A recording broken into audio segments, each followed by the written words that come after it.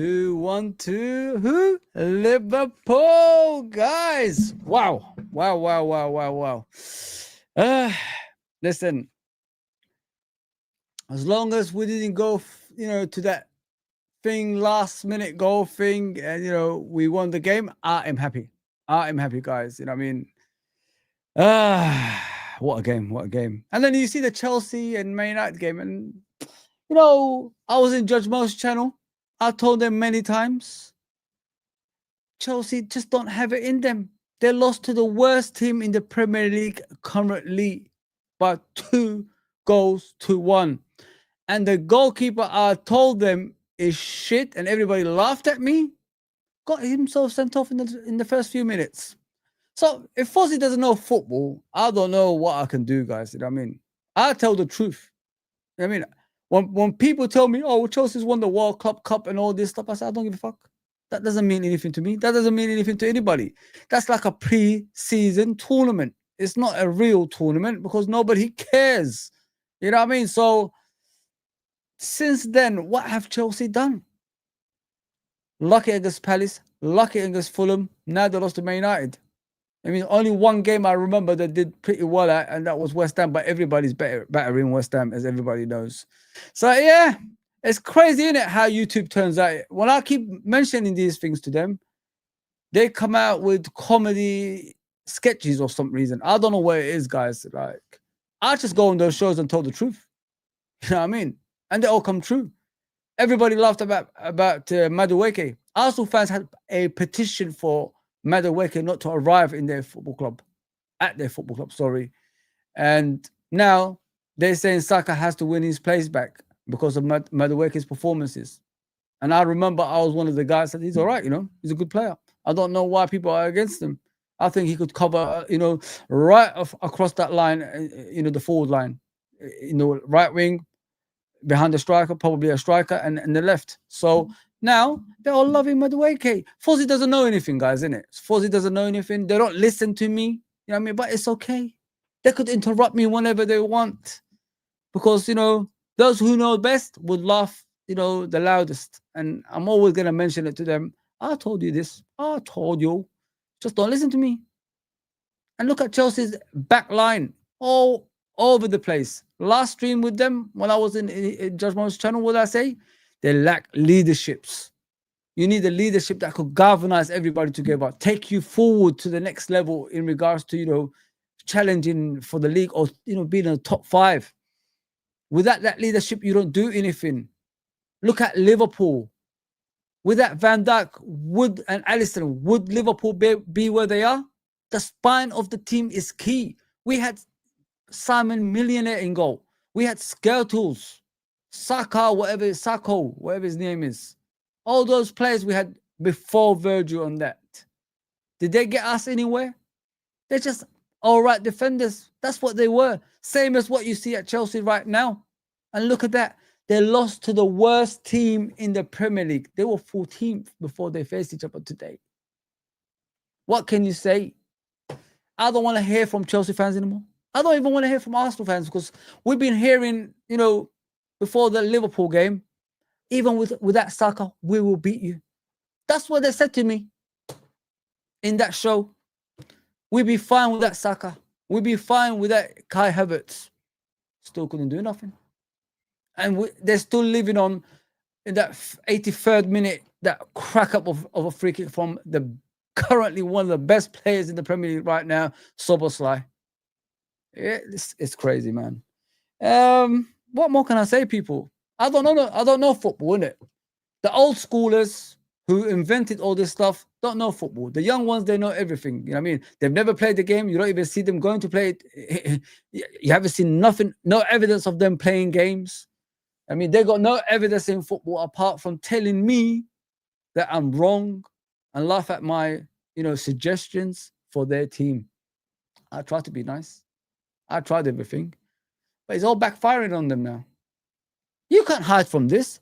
You can't lose to Man United and show your face. You know what I mean? That's a laughing stock team now. And you lose to them because of that dumbass goalkeeper you got in goal. You're telling me he's a good keeper. He's a good keeper. Sanchez, good keeper. Are you mad? Have you lost the plot? Are you like? Is there something wrong with people here? Is everyone's eyesight gone? Like, what is going on? Even David James was better than this guy, and that takes a lot for me to say. I don't even like David James. I thought he was one of the worst keepers we had. The mistakes he made down the years at Liverpool really used to piss me off. Used to just give me headaches. But yeah, man, Premier League is, it's coming home, innit? It's coming home. It's coming home. It's coming home. Give me a hell yeah. I said, give me a hell yeah.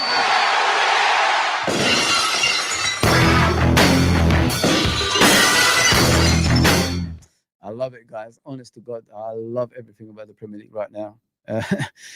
We're not even playing well, guys. We're not even playing well, and we're just dominating, man. And that's special. That is very special to do. I don't know what happened there. That doesn't normally happen. But let me welcome people in, man. I'm sorry, I'm just rambling on. I just want to prove to you guys, I say these things, and majority of the times they come right. You know what I mean? I'm not saying perfect in football or anything like that, but I've watched enough football to see what's right and what's wrong. And when I get these new fans that's coming into my space in football, that I was here before they were born, I mean, and telling me what to do and telling me about football, I say my piece. But it's okay. Let them keep coming with their nonsense. I'll take it, because I will remind them again next season what's happened this season. There you go. Chelsea is supposed to be challenging Liverpool this season. Chelsea is supposed to be, probably going above Arsenal this season because they've won the, World Cup. Oh, how that's turned around. But enough of that. Let's talk about Liverpool Football Club. Let's talk about the Everton game. Let's talk about our performance. We get to 2 goals up, and then the same old Liverpool happens again. I don't know what Arne Slot is telling these players, but it's becoming frustrating, innit, guys? It's becoming frustrating because I'm sick to death. I'm sick to death of defending. You know what I mean? After 2 goals, we have to sit back and let these people do whatever they want. It's crazy. It's crazy. And it nearly fell apart again, you know what I mean? Because Everton started attacking, passing the ball to Grealish. Grealish started dribbling in the left wing, tried to get past Bradley a few times and all that stuff. I think he set up the goal to the far post, and Gay, I think Gay scored the goal, yeah. So Alisson had no chance. And the worst part of it is when they score goals, when the opponents score goals, guys, the worst part of it is there's never a player close to the player to block the ball. We always got, distance with these players for some reason. Nobody's brave enough to go to the ball and try to block it. And it's frustrating me a lot. You know what I mean? So something we've got to work on. And I think they're going to analyze the games after the games and all that stuff, and show the players the mistakes they're doing on the pitch as well. But it's good to see, in a way, the free. Let me just show you the starting lineup before I do that. Big up John Conway as always, brother. Big up Mr. Beans and Toast. Big up my guy, Fake Pundit. How are you, man? How are you? I hope you're all okay, guys. I hope you're all okay. Not long, got back from the game. Our section didn't stop singing. Listen, Liverpool fans is the best. I'm more of a fan that, although I'm a content creator, I don't really do videos. My wife does it, but it's not me. I mean, I just concentrate on the games, and when I watch the game, I look at players individually. When you watch football on TV, they only show you where the ball goes.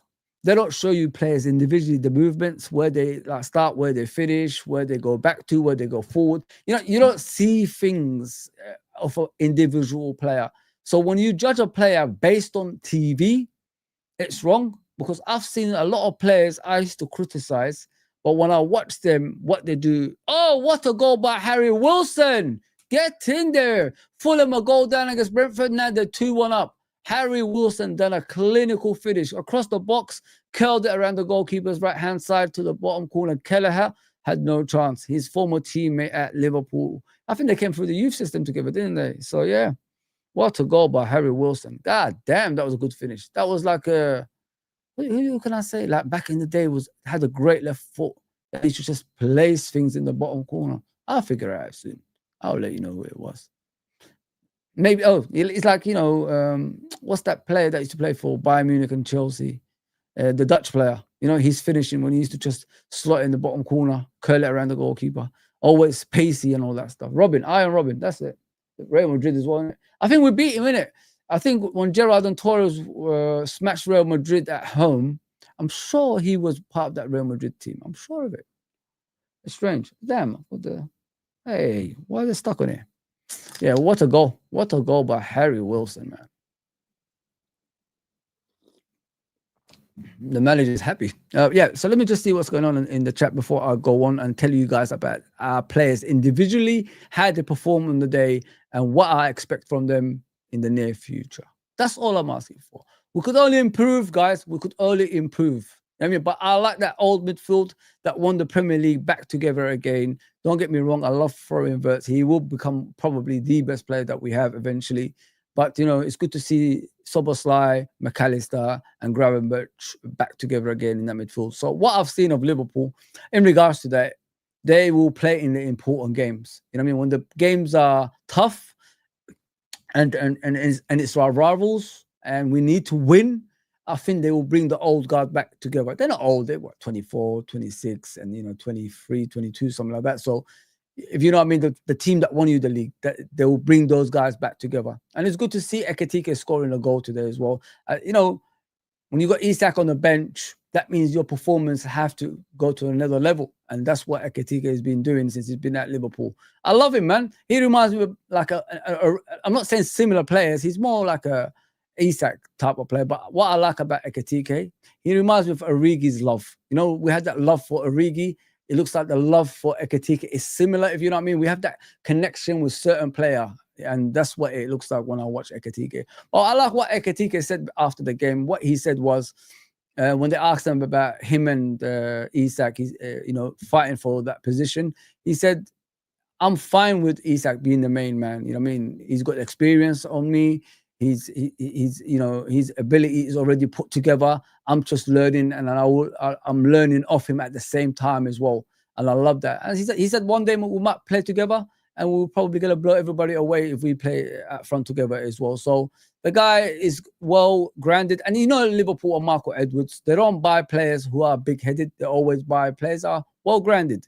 They check the almost a penalty. This is no, it's a free kick. It's a dive. I thought. Who was it? Fulham King. That's it. King dived in the box. So it's good to have players like Ekitike in the football club. Like I said, like Liverpool don't only buy players; they check the background of the players, what they did, off the pitch as well as on the pitch. Are they party animals? Are they not thinking about football outside? Football. Or are they more troublesome? Things like that. That's what Liverpool check on before they buy players, and I love that from us because majority of the players that we buy, they are like a family to each other. Whenever they come to Liverpool, they get in with the other players, and like I think I swear it's Ekitike or Gravenberch that said it. It was Gravenberch that said after the game when he got man of the match. He said we're like a family at Liverpool. Everybody's together, and we always fight for each other. We help each other as well. And you can see it in the clips that you see in the AXA training ground. They're always together. They're always having a laugh. Everybody's saying Frimpong is getting bullied when they pick him up and chuck him in a room and lock him in there. It's all better fun, man. Frimpong is a joker. Don't ever think he's getting bullied. He's a joker. And this is what they do at Liverpool Football Club, as they did in the past with Mane, Matip, all these guys. It's just a good, all-round family. That's what it was. And it's brilliant, 100% brilliant. Yeah, so what are you saying, Beans and Toast? Yes, I read that one. Yeah, listen, congratulations. Well done. Representing us in the stands as well and supporting the football club. I wish I was there, but I've got a lot of things to do this year and next year in regards to my life. So I'll try go to as much as games as possible if I could get tickets eventually as well. I miss Anfield. There's nothing like Anfield, man. Anfield is the best place on earth. I'm telling you guys, like once you go there and you get used to it, you want to come back again and again and again and again. That's how it is. That's how it is. Pick up my guy, the Cop Father. Not the Godfather, but the Cop Father. I like that name, bro. Great thinking. Looking good. I told you. Slot sees Verts as a left wing option, or our midfield is back. When our midfield is back, yeah. I agree with you, bro. From what I've seen today, I'm convinced like he will play on the left at times as well. I thought like sometimes what people do is they agree with the player, he's going to play in a certain position, and they stay there. But it looks like they're not afraid to put him out wide as well as, playing it as a number 10. But I think he's a long-term number 10, bro. He just needs to get his feet under the ground. He's a young player that's come from Germany, and, he's only 22. He's just a baby, mate. He's just a baby. And if we're listening to rival fans to have a go at him and say he's crap and all that stuff, like, we're not listening to them. I don't want to listen to rival fans. I'm sorry, guys. I don't want to listen to rival fans. I know what I want from my football club. I remember Coutinho when he came to Liverpool. He was raw like this. Not many people rated him that much. As time went on, he became the player that everybody loved, and Barcelona paid that money for. So I think we need to take it easy, guys. Like, this guy could have went to other clubs that would have given him more money. Different platform that we can give him, but he chose us. And this is why I will never turn on him no matter what, because he chose us over other clubs, Real Madrid, Bayern Munich, Man City. How many players have chosen those clubs, before? Like, see, what I'm saying, like, the normal circumstances when Real Madrid, Bayern Munich, and Man City, come into the platform, every player goes down there. Now these players are choosing us, and we're not backing them as we should. It shouldn't be like that, guys. You know what I mean? So Florian Wirtz is going to become good, guys. He's a number 10, number 7, and we just have to show him the support that we can. That's Liverpool fans. He's at the right club, like I've always said, that can give him that backing that he deserves. So just relax, everybody. We're fine, man.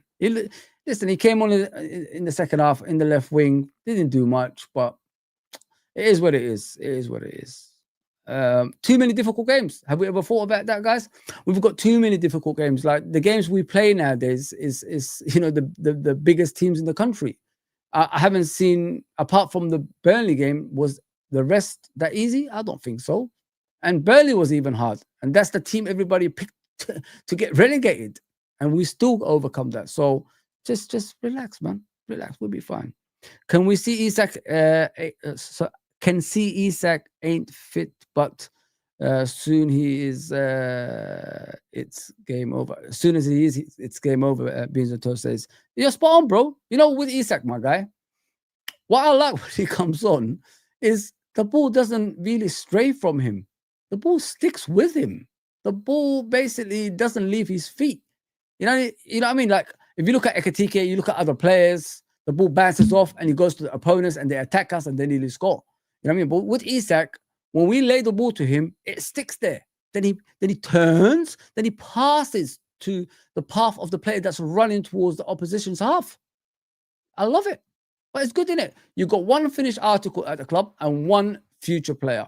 So you've got two of the same players that's, as soon as Isak, reaches that time to go, you got the other one coming in to take his place. I love it, man. That's beautiful thinking, man. That's a long-term, what do you call it? Long-term ambition, long-term success, if you know what I mean. So if you're doing things like that so early, that means it's a smooth transition to the next generation. Smooth transition to the next generation. That's why you bought Leone. That's why you bought, obviously, Ekitike. Smooth transition to the future. That's what it is. And I love it, man. We've got to think about it that way, guys, because if we buy players for sake of buying, think about it when we used to buy the Lamberts, the Balotellis, and all these guys. That's what we're going to go. Barini. That's how we're going to go back to. So we've got to be relaxed, man. Got to relax. Big up my main man, Jose. Yes, my brother. Big up John Arcade. What are you saying? The best YouTube channel? I hope it is. I mean, we're trying to work it that way. Maybe one day. Give me a hell yeah! I said, give me a hell yeah!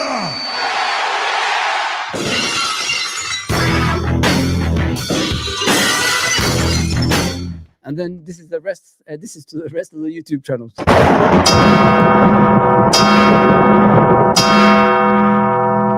over. Once we take over, guys, it's over for the rest of them. I hope Scottish Bear is all right, guys, because I haven't seen him for a bit. I can't even see him on the chat. I really, really hope Scottish Bear is fine, guys. So if you guys got his phone number, please go and check on him. I know, listen, if he gave me, then I will check on him. But if you guys know him, obviously, more than me, go and check on him, man, because the way he supported me in the summer, especially, you know, on the streams, every single stream, every single day, I will never, you know, forget that, because that was, you know, helpful. And not only that, it made me look forward to coming on YouTube on a regular basis. That guy done a lot, man. I'm telling you. I'm not saying you guys haven't. It's just like, you know, I met you guys, majority of you guys after, of course, Trudon, Ravi, and, you know, John Conway. It's a long time ago. This was 5 years ago we met each other. So, but yeah, with him, I hope he's okay, man. I really, really. I'll check on any of you guys. You know what I mean? If you're regular, I'll always check on you guys. Just, yeah, I'm that type of person anyway, man. If I don't see someone that's regular, I always, you know, check on them, see if they're okay.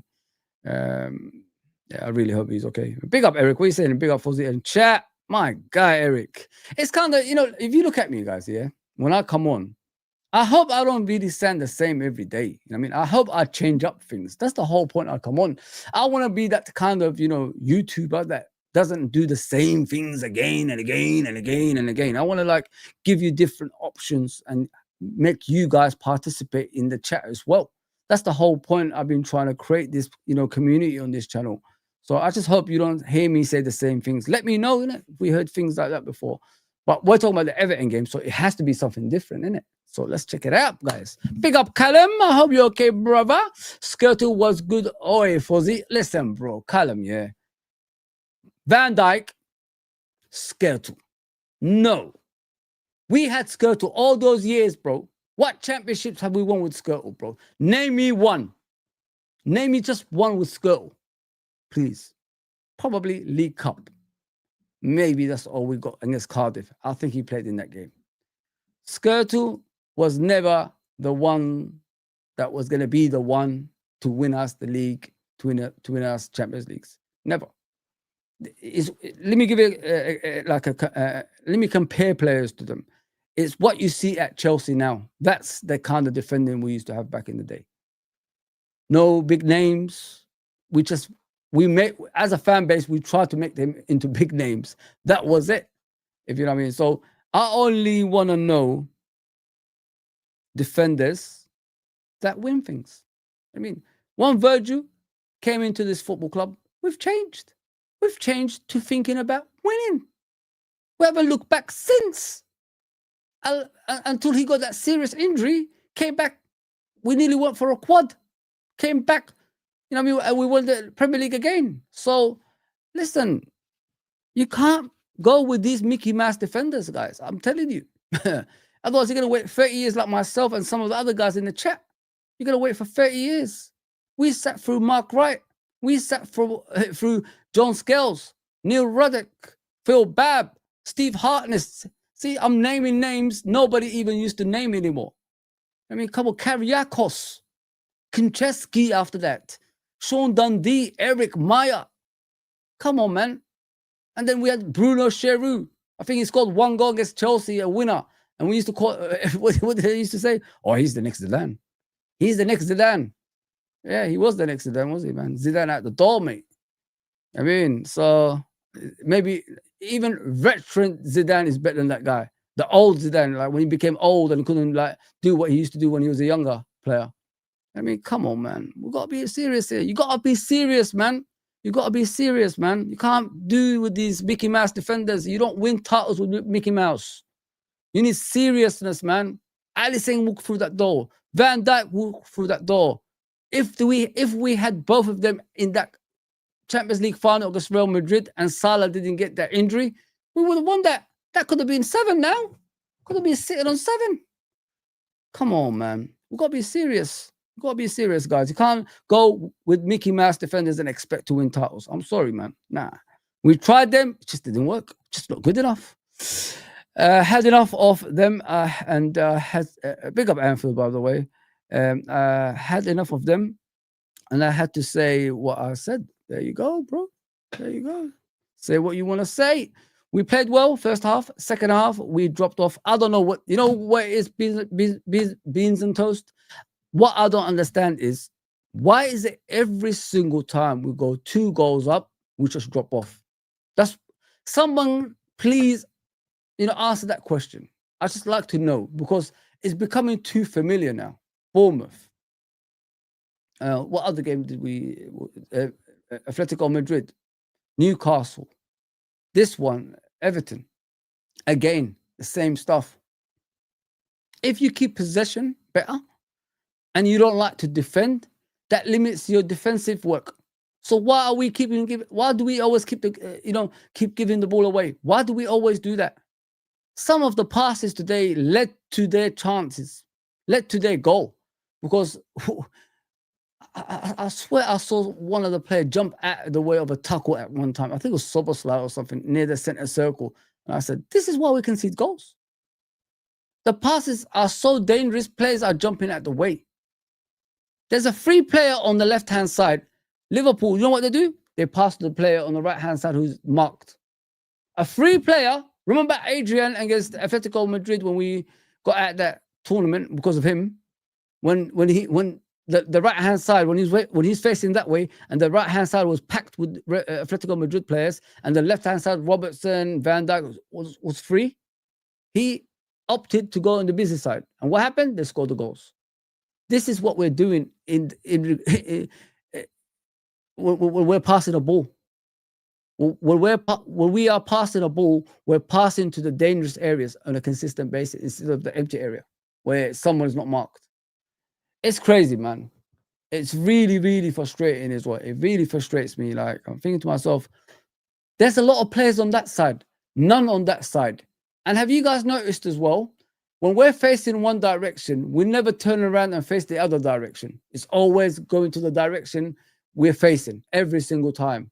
It's crazy, man. It's so obvious. That's what I'm trying to say to you guys. Our movements and our passes are too freaking obvious. Hence why we always concede goals on a consistent basis and we make a lot of mistakes. Sometimes put your body on the line.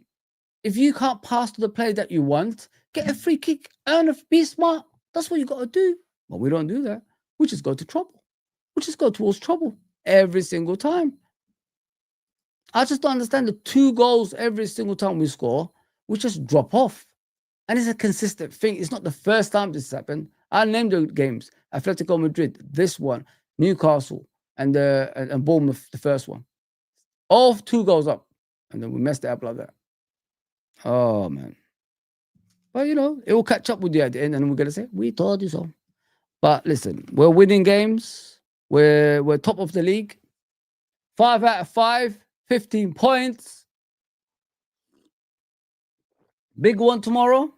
Arsenal versus Man City. They could drop points. A draw would be good for us. And by December, the league could be over. You know what I mean? So, long may it continue. All right, let me go to the chat again. It's a simple education and it's learning and wisdom, understanding. 100%, bro. 100%, Copfather. 100%. Big up, Tony, bro. We need to learn to keep our intensity 100% throughout the game. Not for one half or 60 minutes, but the whole game. Yeah, you're 100% right, bro. The thing is, what upsets me as well, I don't know if you guys noticed that each time the substitutions are made, the subs don't make any difference. They don't even contribute on goals. I mean, only the Bournemouth game, I remember something changing. Other than that, these games, I haven't seen anything. I really haven't. Like, they keep coming on, and sometimes, I swear, I think they make the games worse. I remember Bradley against, was it Atletico? I'm sure it was Atletico and Burnley. He was just bad when he came on. And it's just too much of that. You bring on substitutes because they're fresh and they got the potential to change games. And it's not happening a lot, I've noticed recently as well. Where is Chiesa anyway? Is he even in the team nowadays? Like, what is going on? Was he even in the squad today? I was at work, so I couldn't really see the squad, in full. No, he wasn't even in the squad. Where was Chiesa? I don't know what Arne Slot is doing sometimes, man. It really frustrates me sometimes. Like you was happy with Chiesa in the beginning of the season. All of a sudden, you don't want him. Like, what is going on? Is he injured? Like, where is Chiesa, guys? That's madness, man. Absolute madness. Big up Trudon. Florian, come on, bro. No burps, man. Take it easy, bro. Take it easy. Too much, man. Too much, bro. Too much. Kelleher, rubbish. Well, he wanted to leave, bro. You know, the grass is not always green on the other side. So good luck to him, innit? Conceded 2 goals. 1 goal up, Brentford. Now they're 2-1 down. There you go. Here's what it is. What are you saying, Mr. Godfather? I see a Slot as a league manager and Klopp was a cup manager, in my opinion. Thoughts? You know what? I can't. I don't know because Arne Slot, if he had the right players last season, maybe he could have won the League Cup and the Champions League as well. Don't forget, bro, those 2 games against Newcastle and who was it? Against PSG, we was tired, bro. We couldn't do what we was doing in the beginning of the season. Those players were the same players playing throughout the season, bro. He gave those other players like Darwin Núñez, you could say Jones, Harvey Elliott, Endo. He gave them a chance in the beginning. They just couldn't do it. So he decided to stick with the same 11, which is Alisson in goal, Trent as a right back, Konate, Van Dijk, Robertson, Gravenberch, Soboslai, and McAllister in the middle, Gakpo, Diaz, and Salah. That's what he stuck with because he couldn't rely on the rest of the players anymore. Even the late great Jota, he dropped off as well at some stage, as I remember. So, yeah, if he had a stronger team, I think he would have won those cups, bro. I honestly think so. I think Slot is a more all-rounded manager, and the difference between him and Klopp is I don't want to discredit Klopp at all, guys. Klopp is my hero. Klopp brought me back to life, gave me, life at my football club again. So I could never discredit him. But the difference between Arne and him is like Bill Shankly and Bob Paisley. Bill Shankly was a builder. Bill Shankly was a motivator. And when that energy runs out, they can't go on. That's what happens with managers like that, unfortunately. They need to be energetic. They need to use a lot of energy, to motivate the players and have that psychological factor in it as well. So this is why Klopp forgot the winning mentality. He did. I gotta be honest. Like I remember when we used to finish behind Man City, we'll come back stronger next season. I promise you, those players are not leaving. Like Salah, Alisson, Van Dijk, they're not gonna be leaving. I remember him saying things like that when we lost to Man City, those 1-point seasons. But recently, before he quit, he wasn't speaking like that anymore. He just said, "I'm going to rebuild." And in his mind, he was just rebuilding for the next manager before. And like he always said, like when he first arrived, what did Klopp say when he first arrived at Liverpool? Is what's important is what you leave behind, not when you start. So he wanted to leave, the club in a good state before he left, and he did. Then Bob Paisley, Arne Slot, similarities. When the motivator left, a thinking man came in, a calm man came in, who made the players play in a different level, who makes them understand winning is the only option. That's the difference between Shankly, Klopp, Paisley, and Arne Slot. Arne Slot is the type of head coach that will be here for the next 10 years if you want him to, because his calmness is key to his success, and he doesn't need to, take a lot of energy out of himself, to eventually quit and all that stuff. It's 2 different people, man. Humans are different. We're all different. We're not all the same, guys. Remember that. You know what I mean? And Klopp was always going to come to an end at some stage because he just couldn't handle it anymore. He said it himself. Arne Slot is a different breed, man. I'm telling you guys. Like I said to you, the cop father, sorry. Like I said to you, bro, if he had the depth, I honestly think he would have won those cups. Even the Champions League. I'm convinced. The way Listen, I've listened to great managers in my lifetime, even outside Liverpool. What I've seen of Arne Slot, the way he behaves, the way he makes changes when he needs to change them, made me realize this guy is a born winner, man. And Michael Edwards doesn't make a lot of mistakes in the managers that he appoints. Did it with Klopp when he became, the head recruiter, and he did it with this guy as well. And now look at how Liverpool's turned around, man. I mean, we're laughing at other teams now, guys. We're laughing at teams who are our rivals. Even Everton before this game was scared to play Liverpool. That's how much of an impact we have towards our rivals. They were scared. Their own fan base was saying, oh shit, it's Liverpool, innit? At Anfield as well. This could be, this could be a hammer in here. That's what they were thinking. But listen, we've won the game by 2-1. We didn't do this, we scored in the last minute and all that stuff. I'm so glad about that. So that's all right. It's our rivals. Like I said to you guys yesterday, form goes out the window. You know what I mean? Like, it doesn't exist in these type of games. And I explained to you guys about the Man United game last season, the last one we faced them, when we drew with them 1-1. They got battered against Newcastle a few days before, a midweek game, and Newcastle gave them mercy. And then they faced Liverpool over the weekend, and that was a different Man United. Like I said, form goes out the window. It doesn't matter.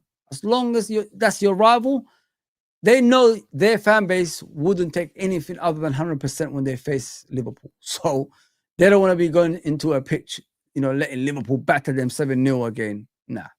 At least we still got that on Man United. 7-0. You know what I'm saying? 7-0. I still remember the Firmino goals, the nutmeg and that stuff, man. And Gakpo chipping the goalkeeper. And Darwin Núñez scoring 2. That header I remember as well. Oh, what a game that was. But look at the season. Shit season. We didn't even make the Champions League that season. We just missed out on it. Finished 5th. Newcastle finished ahead of us in the 4th position. God damn it. How things could have changed for some players, isn't it? If they made it. John Conway, as always, my brother. I hope I answered your question, Copfather, man. I got to be realistic, bro. I don't... one thing I don't do on social media is talk shit. I don't do that, bro. I mean, I'm not going to say... I come on here and give you all bullshits like Chelsea fans do to their fans, like Man United fans do to their fans. I'll give you a bit of old school, and I'll give you, obviously, the current times as well. But just remember that, Copfather. If he had the depth in the squad, would the players be as tired as you saw them against PSG and Newcastle? Think about that, bro. Big up my brother. Big up Unks. Big up Unks, man. The scum won finally, innit? So Chelsea dropped more points, and nobody cares, really. But I'm looking forward to tomorrow's game. I'm hoping for a draw, Arsenal and Man City. I'm hoping for a draw. And, by December, Liverpool have won the league already. We put our feet up, concentrate on the Champions League, baby. Damn, son. There you go. Damn, son. Well, I'll give you a bit of a hell yeah, actually. Give me a hell yeah. I said give me a hell yeah.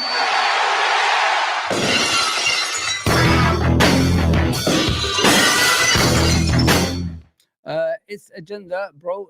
They never mentioned Núñez once. Why? I have no idea, bro. Big up, my guy. Big up, SSB28.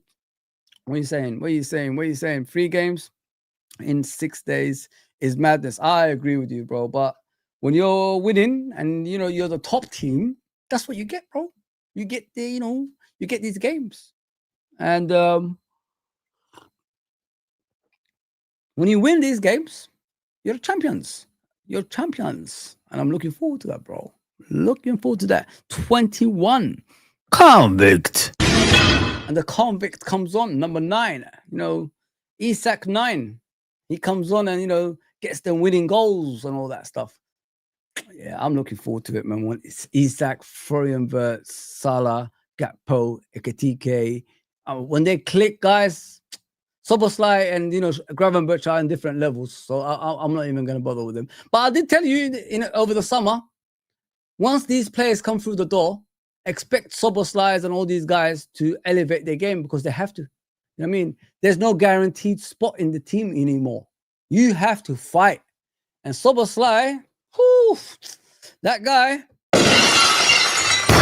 That guy, goodness me, man. I love everything I see of him. I love everything I see of him, man. Not only is he working hard, he's actually creating chances. And he's taking shots as well from outside the box in a consistent basis. You know what I mean? This is what you want from your number 8, right, guys? Give it his all. Play right back. Does that remind you of someone? I remember when Gerrard came on the scene when he was younger. He didn't always play in the midfield, guys. He played as a right back. I remember there was a game when, who was it?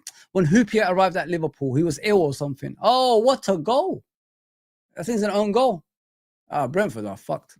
They finished, man. That's third goal for Fulham now. 3-1 up. I remember when Gerrard was in the team when he was younger. We went to Leeds away, Ellen Road. I remember Hoopier wasn't meant to play, but he was ill or something, but he ended up playing. And Harry Kewell was the man. If you guys remember, number 10, Harry Kewell, Lee Bowyer, and all these guys were there. Faduka, and, you remember, and the defenders they used to have back in the day as well. Ian Hart, is it Ian Hart, Kelly, and who was that centre back that went to Real Madrid, but he was injury prone afterwards as well. South something, I don't know, I forgot. Woodgate, that's it, Woodgate, Rio Ferdinand. So we went to Ellen Road, and this is when Gerrard came on the scene. We needed someone to handle, Harry Kewell, because Harry Kewell was pretty tricky back in the day, guys. Like young Harry Kewell, goodness gracious me. Like it's young John Barnes. It's like John Barnes in his prime. I'm telling you guys, like that's how good he was at Leeds, Harry Kewell. Gerrard had him in his pocket. Played right back. Had Harry Kewell in his pocket. And I'm sure the older fans remember that game at Ellen Road when Gerrard played as a right back. Just like he did in the 2005 Champions League final when that left back Serginho came on. See, people, I remember things, man. I mean, come on. When Serginho came on and gave us problem in the left-hand side, and Gerrard ended up as a right back, kept on taking the ball off of Serginho, had no chance of getting past Gerrard. I mean, these are the players that you need at your football club. And Szoboszlai, what does he do? He does the same thing. Plays as a right back. Plays as a central midfielder. He plays as a number 10 today. The guy does it all and never complains. And he's got so much talent, man. Once he gets comfortable properly, I think he's comfortable, but not to the extent of I will try things. Once he starts doing that, Szoboszlai, oh my God, we're gonna be screaming about him. I'm telling you guys. I am telling you. It's still early days. Yeah, it's early days, bro. But the thing is, we can't do head-to-head stuff. Because each time Liverpool do head-to-head, in the Premier League, we never win the Premier League. So check back in history, Liverpool's head-to-heads with Man United, Chelsea, Man City, and all this stuff. We always get screwed over. Points are too close, and Liverpool don't end up winning the league. We have to be way clear of the second place in order for us to do that. That's why, I know it's early days, a draw will be good for Liverpool. Crystal Palace away next weekend. Ain't going to be easy, It's going to be tough. Might do a watch-along for that one as well, guys. Check it out, man. Check it out. My watch-alongs are getting better. What are you saying, SG? Too much overreacting? I don't think we are. I think we're just laughing. We're just having a laugh. Look at the way I was talking before, we got into it. I did mention, I'm sick to death of like 2 goals up and the team's coming back to almost beat us. Also draw with us and that stuff. And beat us when it's 2-2. So it is what it is. It is what it is. So the scoreline is Fulham 3, Brentford 1. Wow. Getting better than. Big up Lee Wisket. We'll celebrate your birthday yesterday, innit? Happy birthday again, man. Spearing. Oh God. Don't do that. Don't do that. Don't do the spearing on me, mate. He's still at the football club, registered as a player because he needs to help the kids. Great thinking as well by Marco Edwards and crew. LOL met Roddick in Bald Street in Birmingham. Okay, he scored against Man United. You see that header. I remember when he scored, and I think he headbutted the player at the same time as when he had a bruise on his head. I remember it was a free. Was it 3-3 that game? Giggs. I remember Giggs lobbing Grobler. See, guys, I still remember games. He lobbed Bruce Grobler. I remember Giggs, and I think was it Steve Bruce? Who else? I remember Nigel Clough scored 2. Yeah. Nigel Clough scored 2. I remember that. Outside the box. Yeah. Fowler, I remember Fowler playing. Yeah, I remember Fowler playing as well. This was a long time ago. Long time ago, you know. It was that Adidas kit we used to have in it, the 3 on the side here. See, I still remember beans on toast. See, I don't bullshit, bro. You're telling me about a game and I'm explaining to you the goals I remember. Rob Jones played that. I remember Rob Jones back in the day, guys. Yeah. Ryan Giggs always had that. Ryan Giggs used to batter every fullback. Ryan Giggs had his day with every fullback, apart from Rob Jones. Rob Jones was just a phenomenal player. We bought him from Crew Alexandra, as I remember. You know what I mean? So, and he still stayed at the club even when Roy Evans became manager and he got the win back kind of thing with Stick Ingham beyond me and Jason McAteer. He was still at the club, but he had a serious knee injury, as I remember. It was bone and bone on his leg. So yeah, Rob Jones. Oof. Crazy. Yeah, I'm sure it was a 3-3 game. And our goal scorers was Nigel Clough 2 and Neil Ruddock at that header with the equaliser at the end. And I still remember the Ryan Giggs goal. Was it Cantona that scored? I don't remember. Was it Steve Bruce? I'm sure Steve Bruce scored a goal. Yeah, crazy times, man. Big up Clive, my guy. Big up Redbirds in the house. And Gene. Wow. You know what? You got to get it. You got to get it. Give me a hell yeah. I said give me a hell yeah.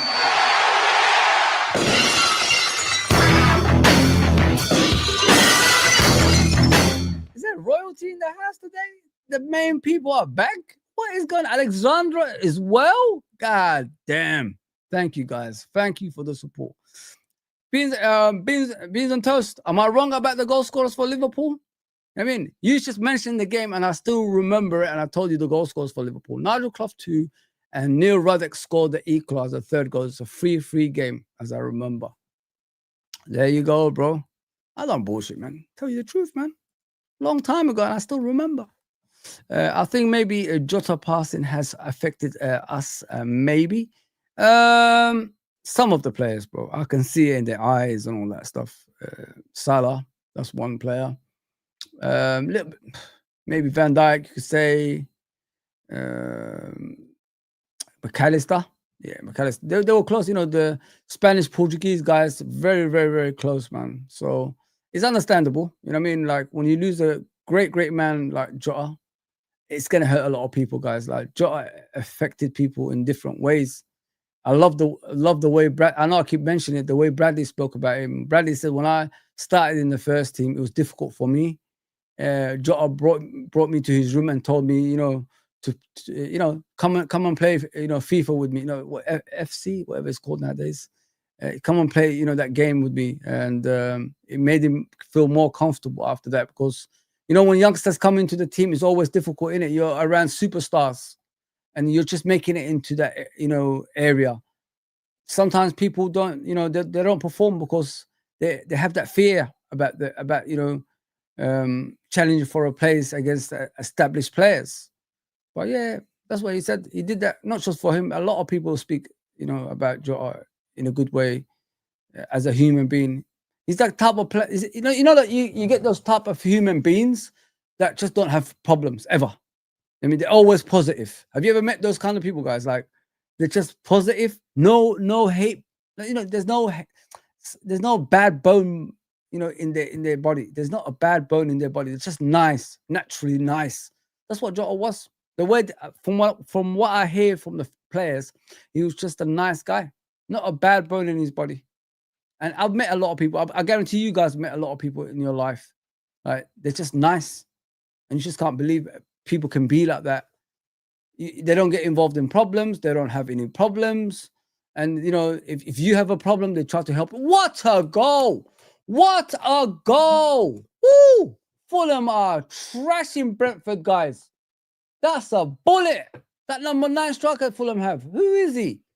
God damn. Yeah, it could be a foul though. That's the thing. What a goal. Yeah. Oh. Yeah, I think he got elbowed. It might be disallowed. Yeah, I think he got elbowed. So what a goal though. Great goal. Yeah, so as I was saying about Jota, guys, he hasn't got a bad bone in his body, man. It's that kind of human being everybody likes, and this is why it's affecting people in different ways. But sometimes in moments like this, you gotta like try to do it for that for that player and his family as well. You know what I mean? And that's what I've heard the players have said.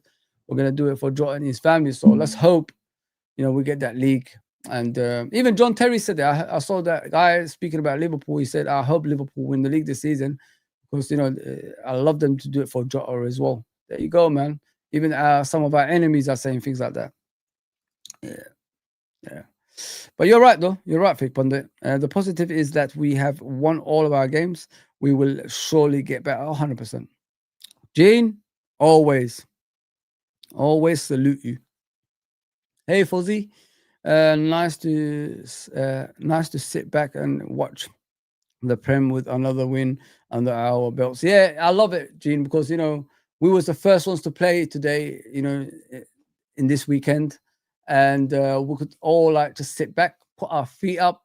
Man United beat Chelsea, so knocks Chelsea off. The top four. Hopefully, I think the table is there somewhere. There's 6, but when the other teams play, they'll be going below that. So that's another team that's supposed to be challenging us. That's got that's been beat. So that's good for us. That's good, isn't it? I mean, the more teams disappear from us, the more we will go higher and higher, and nobody can catch us. So,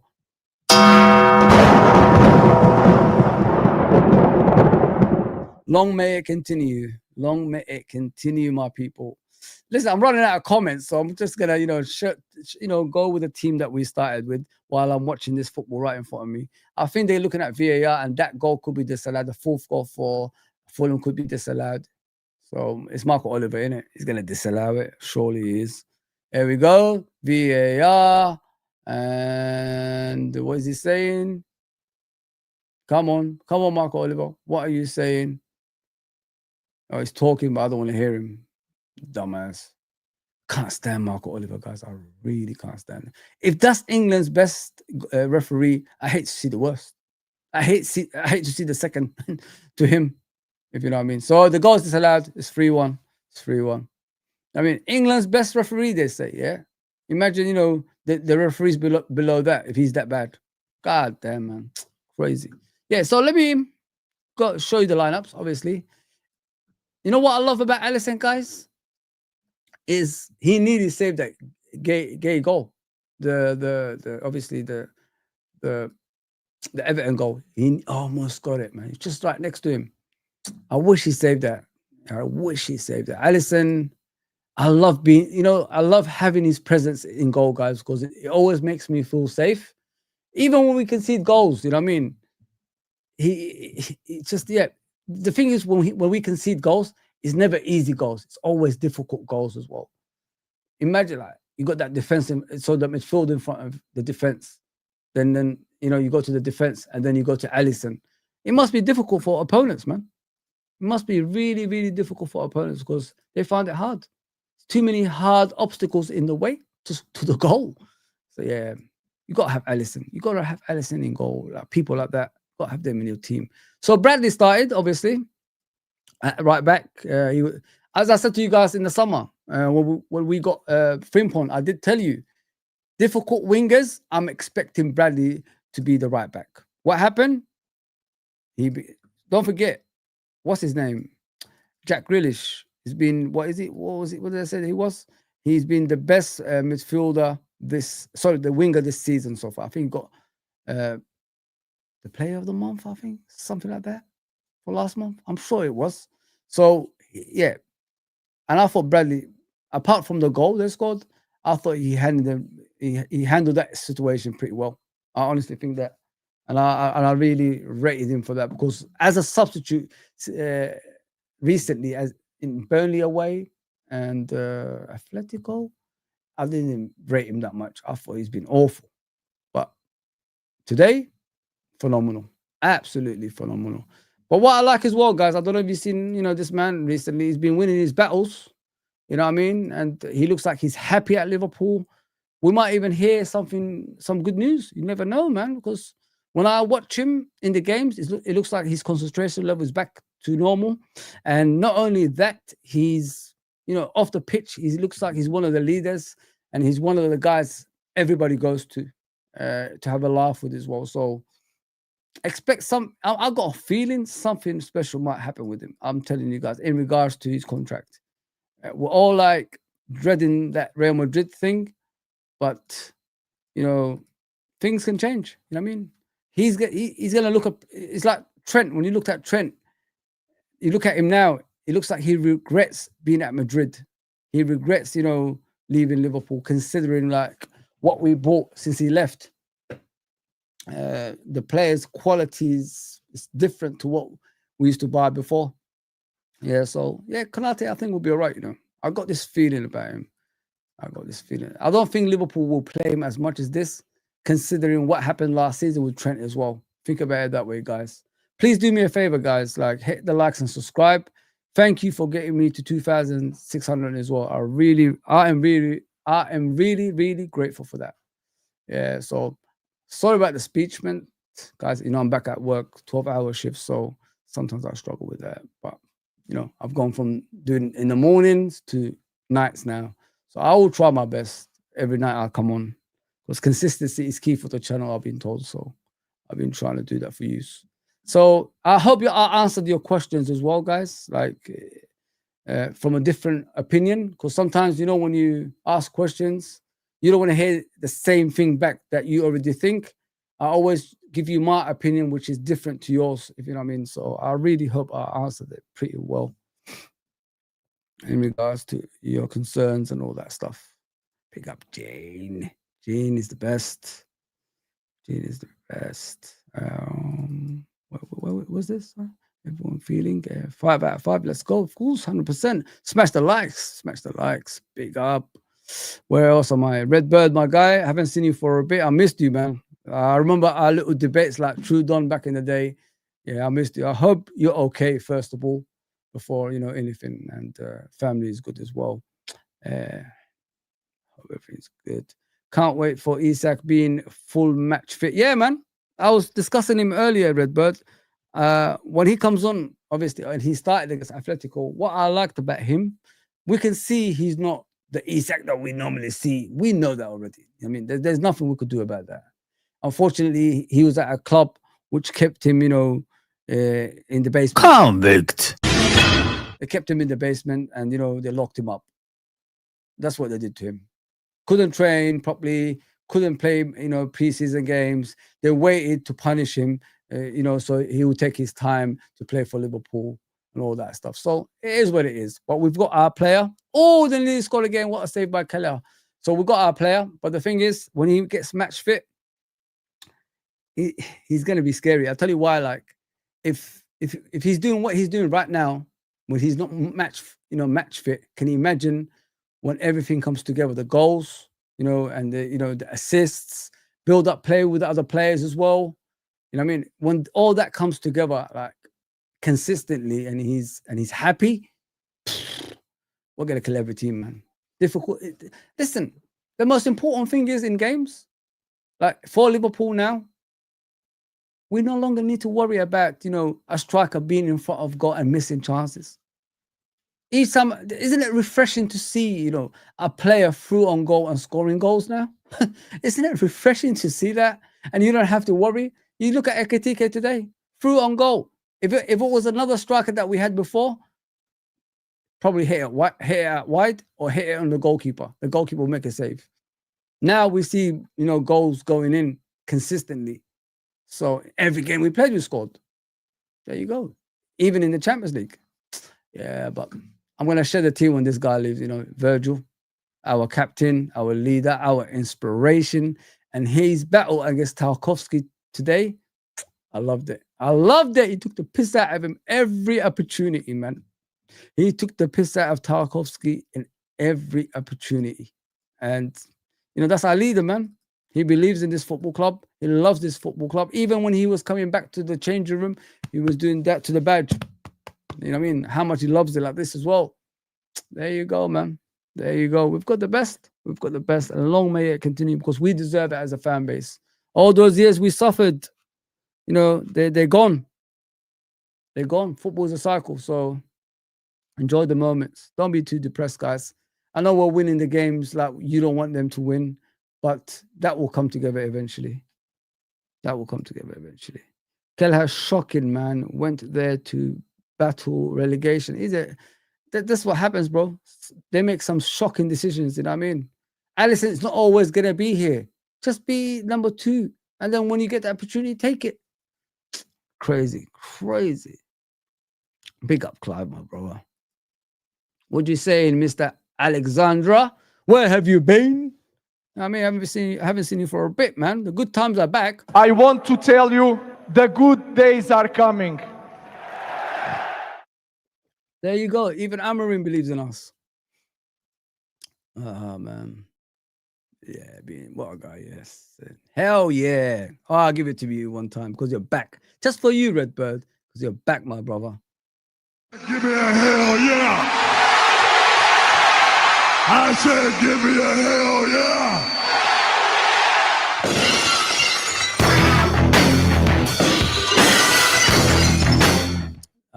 Prime Stone Cold, goodness gracious me. The Attitude Era, guys, come on, man. Nothing better than that.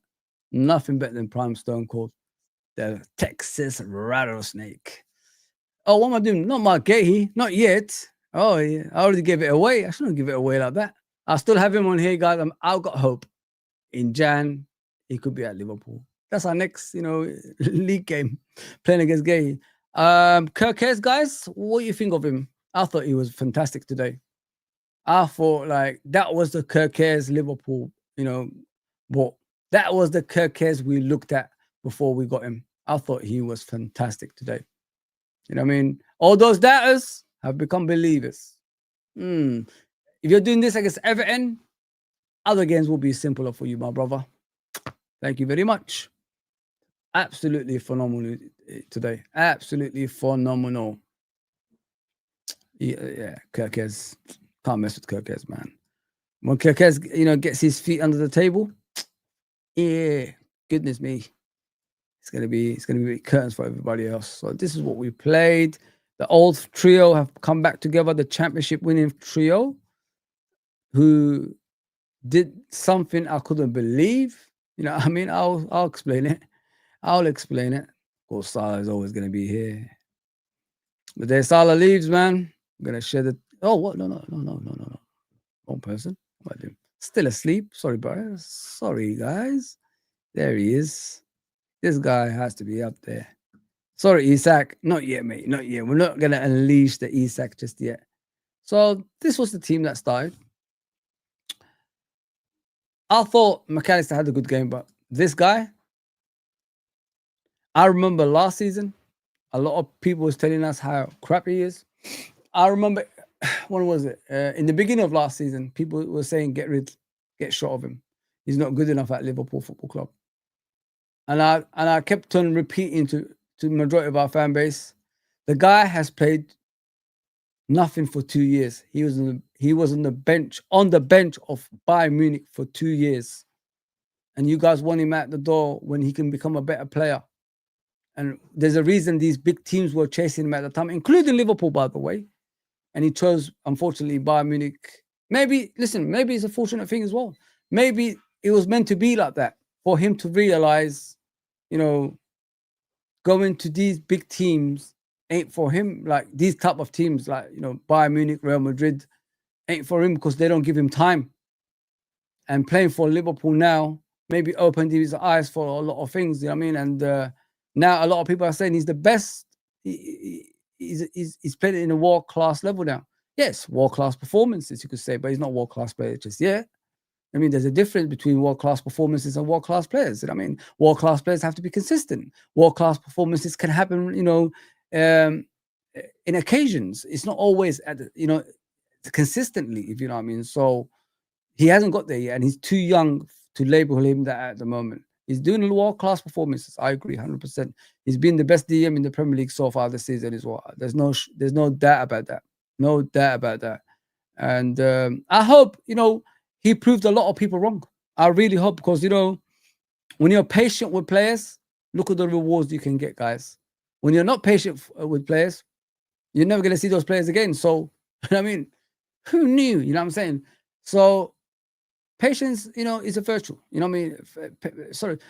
Patience is key in anything in life.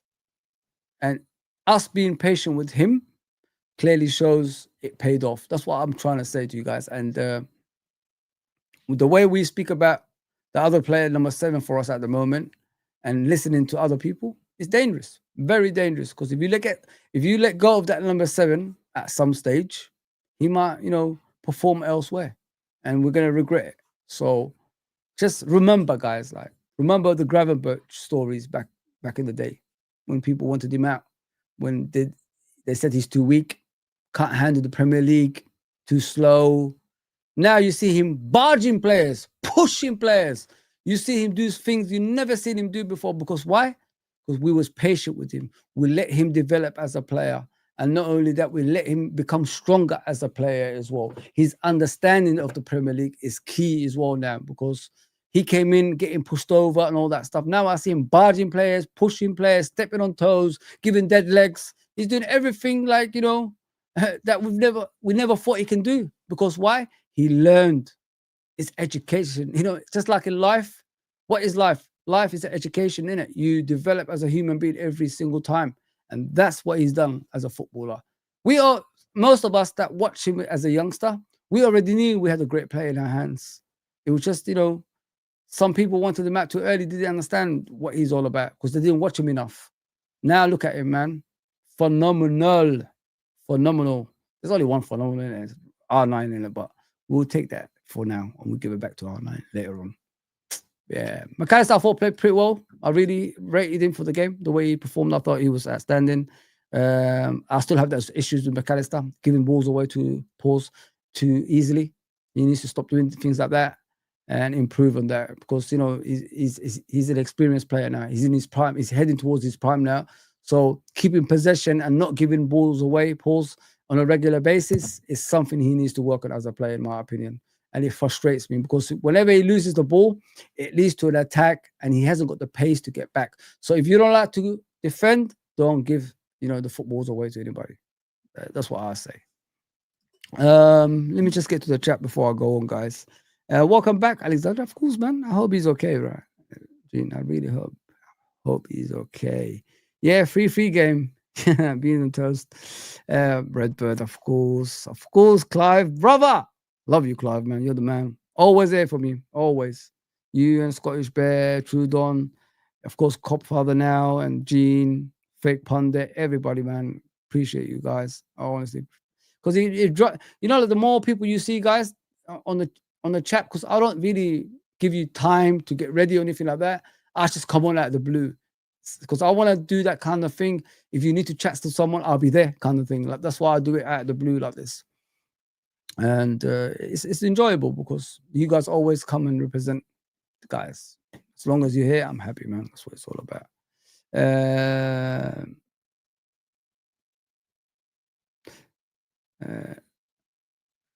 Come on, man. Yeah, Soboslai. That's what I was. So as for Soboslai, guys, think about it this way. The last couple of seasons, people were having to go at him, especially last season. You know what I mean? What does he do? You know what I mean? We thought we bought the next Steven Gerrard, etc. I explained a lot of, about him in the beginning of this stream. And, now he's part of the leadership. He's part of the important side of the football club in regards on the pitch. He's showing his qualities, and I'm happy with him, guys. This season, him, Gravenberch, we know Salah, we know Van Dijk, we know all the other players who, perform on a consistent basis, but I'm taking them out of that. Him and Gravenberch, especially, you have to give them credit, man, because when people had their doubts, now look what they're showing. They're showing the quality you've been searching for, and even better than what we've been searching for as well. So, yeah, man. Long may it continue. Long may it continue with Soboslai, because I love what I see. He plays as a right back. He plays as a double pivot. Now he's moved to as a number 10. From what I've heard as well, Arne Slot loves him. He said some people say Soboslai is Arne Slot's favorite player. So I understand why, because if a player can do whatever you ask him and more, you put him in a different level. That's what you do. They are eliminating themselves. I'm loving it, bro. If you talk about what, Chelsea? If you're talking about Chelsea, yeah, they're rubbish, bro. Absolute garbage. Yes, yes, yes, Gino. Yes. I love when people talk to each other as well. Who's Trent? Bro, why are we speaking about that?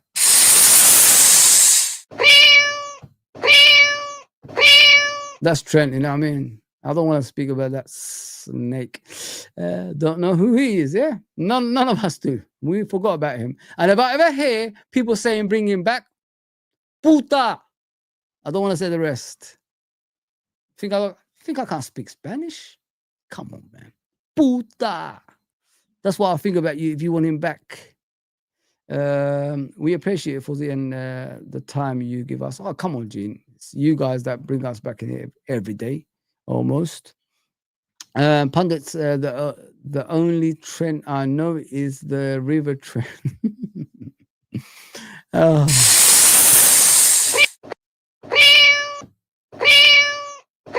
And it begins with P. That's what he is. I wonder what his boyfriend is doing for him, Bellingham. I wonder if he's helping him out, or has he left him on his own? I mean, go, don't give me that jinx, man. Just go away. You're bad luck, Trent. Get out of here, man. Get out. Look how well Liverpool's doing without you. Get out of here, man. They don't have to create a new position anymore for you. They've got proper right backs now that love to defend and run up and down that pitch. Not like you, a scouser that just walks back for his football club. Nah, man. Snake forever. I can't stand him, man. I really can't, man. Can't stand Trent at all. Kirkes was great. Yeah, 100% Redbird. You got to give him credit, bro. We've got to give players credit. We can't keep looking at the bad side of the game. Give them credit too, man. That's what we're here for as a fan base. And I said it yesterday, Redbird. What I said was, the reason us older fans are always on here is to remind the younger ones, to keep it cool when our rivals are trying to make us angry at our own players. Don't forget, in the modern day, guys, players have social media. Every abuse you give them and then you direct at their social media, they see it. So when they go on the pitch, they're feeling down already. You already killed their performance. As a fan, you're already trying to destroy them. This is why I keep reminding people. Rival fans are doing what other rival fans would do to a team that's winning. So just be careful, man. Be careful. Be careful, man. Yeah, Ekitike was phenomenal, guys. And I like the way he spoke after the game. I think I discussed it with you guys already. When he said about Isak, when they asked him about Isak, when Isak is, going to be ready playing on a regular basis, where do you fit in and all this? He said, we'll share the position, man. That's what we're going to do. I want to learn of Isak. And that's what I liked about this kid. And he said, I'll look forward to playing with him as well. Pause. As a striker pairing as well. He said, that's my dream. So the guy, listen, as I said to you guys, he has that relationship like Origi already with the fan base. That friendship that Origi had with the fan base. Ekitike is similar, but Ekitike, the difference between Origi and Ekitike, I think Ekitike is more vocal. He really likes, talks to the fans, and he's always doing this and joking about, smiling with the fans. It's a French, isn't it? That's what French people do, and I love him for that, man. If you have that relationship with Liverpool fans, they will defend you forever. Let me just put it that way. They were singing Origi's song this morning. This afternoon. They were singing his song. I remember. I heard Divock Origi. I was hearing it, man. Yeah. Salah, he had the right game. He's slowly coming back. But it's like what Copfather said. And no, not Copfather. Who was it? Fake Pundit said, isn't it? He said something about, some players are affected. And I think he's deeply affected with the draw thing. Yeah. We just have to, support him through these times, because he deserves our support. Salah gave us more than most players in our lives, at Liverpool Football Club. 2 Premier Leagues, Champions League, FIFA World Club Cup, Super Cup. He gave us all, man. So the least we can do is support him back when he's not playing as, well as he normally does as well. So I thought he done all right today. Gakpo needs to fix up. He needs to fix up, guys. He's starting to piss me off, man. I'm getting frustrated with him, man. Some of the movements, man, like always cutting in, bro. I know he did a couple of crosses with his left foot, but the thing is, he loses possession too freaking easily. For a guy who's 6'3" or 6'4", be a dominant force, man. Do something. Hurt players or I'm starting to lose patience with him, and that's unlikely. I'm a supporter of Gakpo. Really frustrating. That's the captain of PSV before he joined Liverpool. Leadership. He's got to do more, man. You're a left-sided player now. Impact the game some way, somehow. I know you can't do what Diaz used to do. I know you can't do what Mane used to do. But have your own way of the left wing. Do something, bro. Not always cutting in and doing the same trick. And then dwelling on the ball, someone coming from behind you and getting the ball off you. That's too much. Too much. Too much, Gakpo. Please, bro, just do something, man. Yes, I'm only talking about the lineups in it. But guys, did you see the Tom Warner interview? I want to share this with you before I go. Let's listen to it because I haven't even looked at it. As you guys are here, obviously supporting. Let's see what he's been saying in it because there's a video going around Overlap USA, I think it was, with Theo Walcott. I don't know who the other people are. Sorry, guys. I don't know the name of them.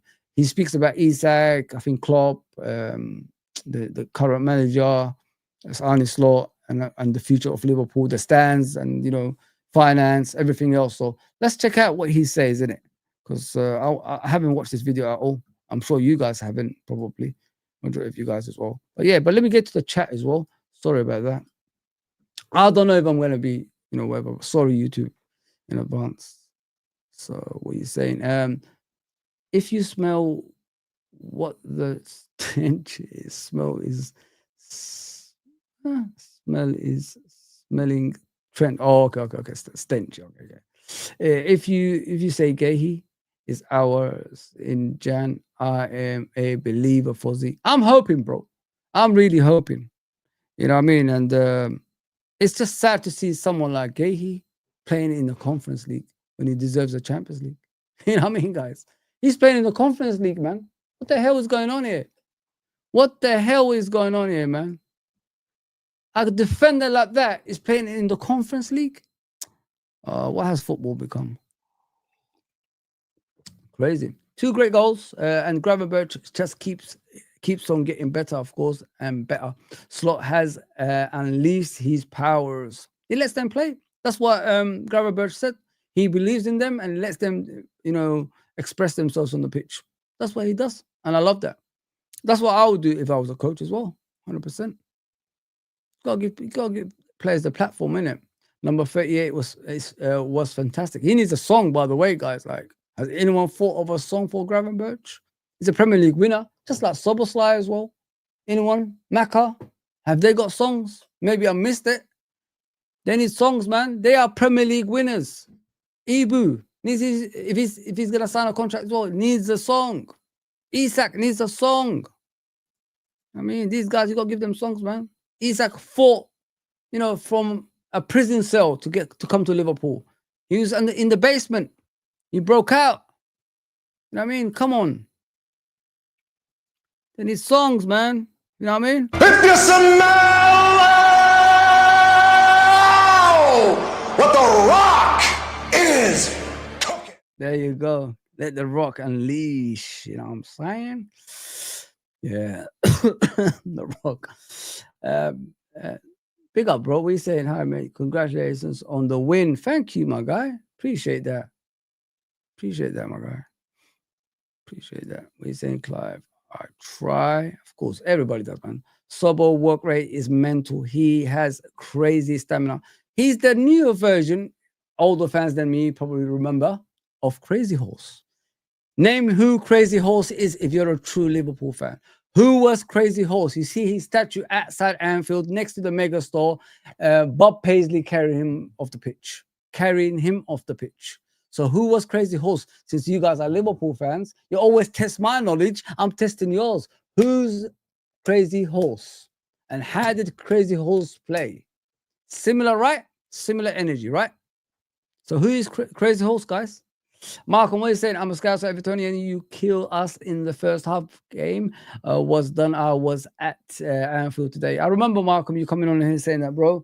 You played pretty well in the second half, my guy. Majority of the actual first half, around 15 minutes to half time, I thought you guys were the better team as well. So you've got one hell of a team at Everton this season, bro. And, you know, in the new stadium, open pitch, you know what I mean? Those are the kind of stadiums that brings you European football as well. So, you know, Everton could be back on their perch as well. Not ahead of Liverpool, of course. Hell no, that. But yeah, you done pretty well. You done pretty well, man. Who's Crazy Horse, man? Anyone gonna tell me, or are you giving up? Chickens? You know what I mean? I told you. Are you? Come on. Are you this? Are you? Come on. You gotta tell me, man. You gotta tell me. You gotta tell me who Crazy Horse was. Anyone? Give me a striker from Sweden. We pissed off the Geordies. Now is Isak a red? I like that. Adam, there you go, my guy. Adam, you're the top dog, man. There you go. See, guys, I wasn't even like around when Crazy Horse played Emilien Hughes, but I know Emilien Hughes. I mean, full of energy. Am I wrong, Adam? Full of energy, always running around. There you go, man.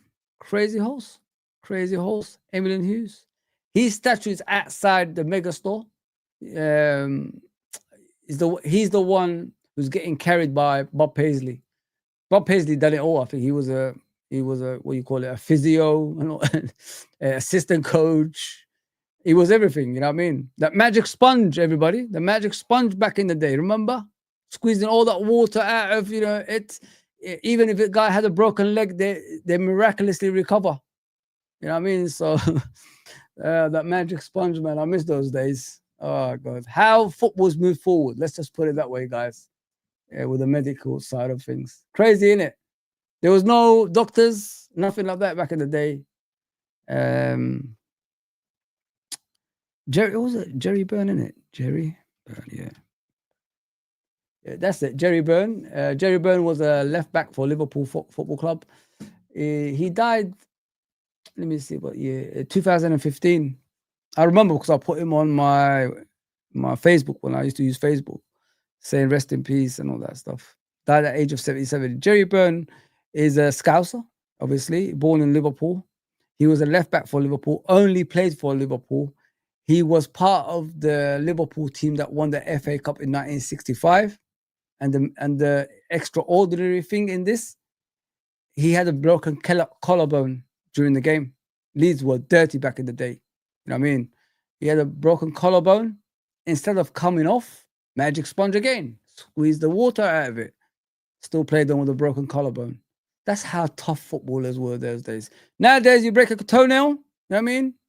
You're out for about 5 months. That's the difference of football then and now. Crazy, isn't it?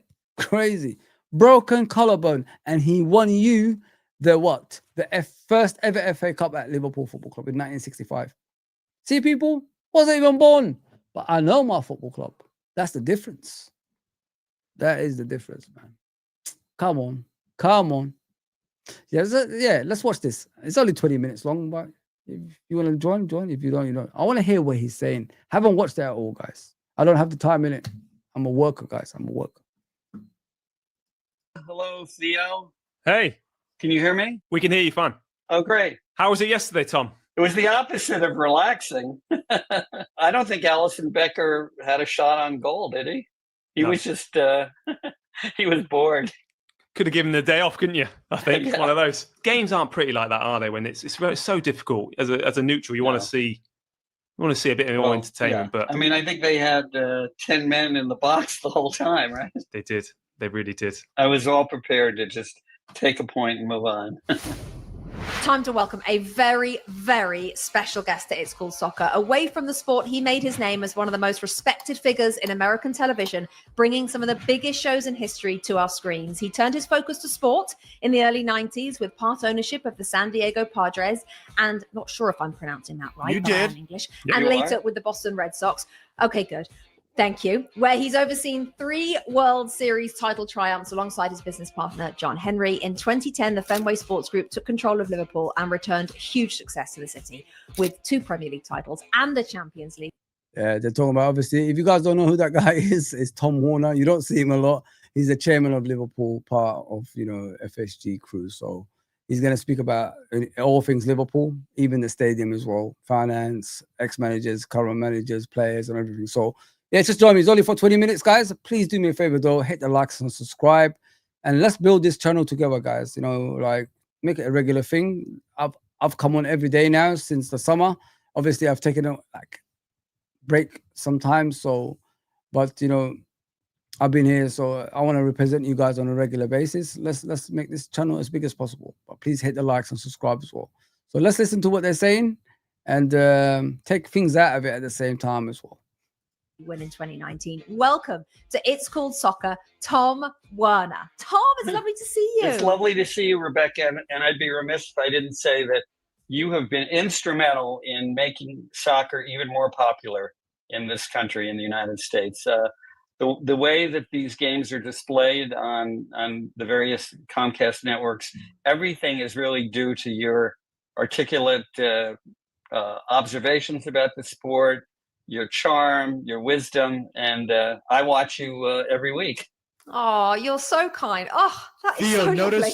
notice he didn't say internet or... Okay. All right, we'll fix that. If you could help me fix that, you fix everything else, Tom, that would be great. We've got a lot of really important things to ask you, but maybe the most important, Tom, is you've been, of course, across to England for years now, which means that you have definitely been subjected to drinking English tea. And we've been having a debate for weeks. Well, it's not really a debate, is it? It's how is it correct to drink tea, Tom? And I am fully expecting you to tell me, since you're now in England so much, that you have your tea nice and strong with some milk. Am no, I you're right, wrong. Tom? I do have it with honey, but I will tell you that. Oh no! I will tell you that I have become devoted to tea. I used to be a coffee drinker, but once I got to the UK and enjoyed an afternoon tea, I mean, it really does.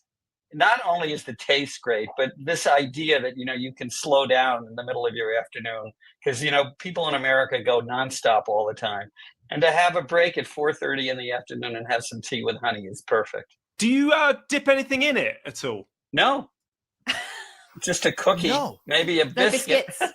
Yeah. Digestive biscuit? No. Theo, did you notice Tom didn't say, maybe a little digestive? Like, we don't do that here. Okay. I'm sorry, like, it doesn't, we don't do that. Tom would love a digestive. Okay. Tom would love a digestive. Okay, Tom is fitting right in, except for the honey. We'll give him a pass. He's got to try the milk, but we'll give him a pass. Tom, I just want to make this abundantly clear. I've lived in Boston for 25 years, but I grew up majority of my life in St. Louis. Your own Sam Kennedy knows this. So 2004, 2013, I appreciate you beating the St. Louis Cardinals in the World Series. So this is really, really difficult for me to do this podcast. When you guys bought the Boston Red Sox, but then you made the decision to buy Liverpool, there are so many similarities, Tom, between both clubs in their respective sports with the fan bases. You just touched on it. Elaborate a little bit more just about there's something special about the Red Sox fan that goes to Fenway and the Liverpool fan or supporter that goes to Anfield. Well, the three of you know that the relationship that these two clubs have with their fan base, their supporters, is really almost unique. I was talking to an Arsenal fan, Theo, who said, you're born and it's almost like you're given a stock. And you can't sell that stock, and you have that stock for the rest of your life. But, when I go to Fenway Park, we had not won a World Series, as you know, in 84 years. Here we go. And the thing that was most wonderful for me was when we did win that World Series in 2004, parents were bringing Red Sox banners to the cemetery and planting them on their parents' grave because they wanted that to know that they had participated in this extraordinary experience. And I can only tell you, to be on the bus at Liverpool last May or June after we won the Premier League, there was that terrible tragedy that marred the ending.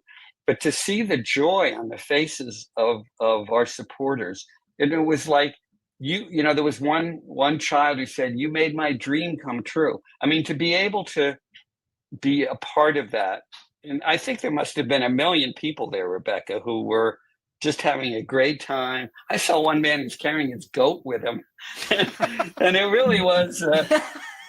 It really was a memory. And what about when you took over Liverpool, Tom? Because, of course, you talked there about the wait for a World Series with the Boston Red Sox. The wait for Liverpool to win the top flight title when you took over in 2010 was at 20 years. And it took another 10 for you to win that first one during COVID, which, of course, felt different to the one you're referring to that happened just recently in May. What was the most surprising thing? What surprised you most about English football, about the Premier League, about the quest for silverware, about football generally, in comparison to everything that you knew before you came to England? Well, the first thing is that it is extremely difficult to be successful in the Premier League. It's extremely difficult to win one championship. And the fact that under Jurgen, we won multiple championships, it's a great credit, I think, to his staff, Mike Gordon, Michael Edwards, now Richard Hughes. I mean, it's such a competitive league. And the fact of the matter is that, you know, it's going to be very difficult, as much as all the pundits are saying that we're going to win the league this year. You could see by our first 4 matches how competitive the league is. And we've been resilient. We've been fortunate. But, you know, the way we played Newcastle last year in the Carabao Cup final, I mean, they dominated us. So it's a commitment, though, that we have to win. I think that one thing that I have learned, and I think we were relatively humble and modest about this, was that we were very enthusiastic about changing the squad, because I think it's very difficult to repeat. So I think there was a great intention to bring in new players, obviously to get better.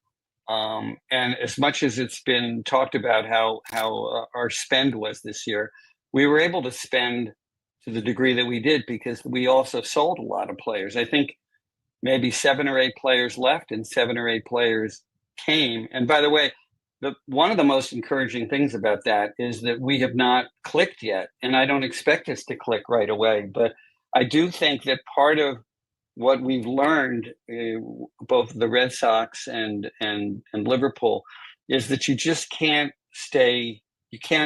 bring the same squad back, because you need to bring in new energy, you need to bring in new ideas. And I guess that's sort of my top line thought.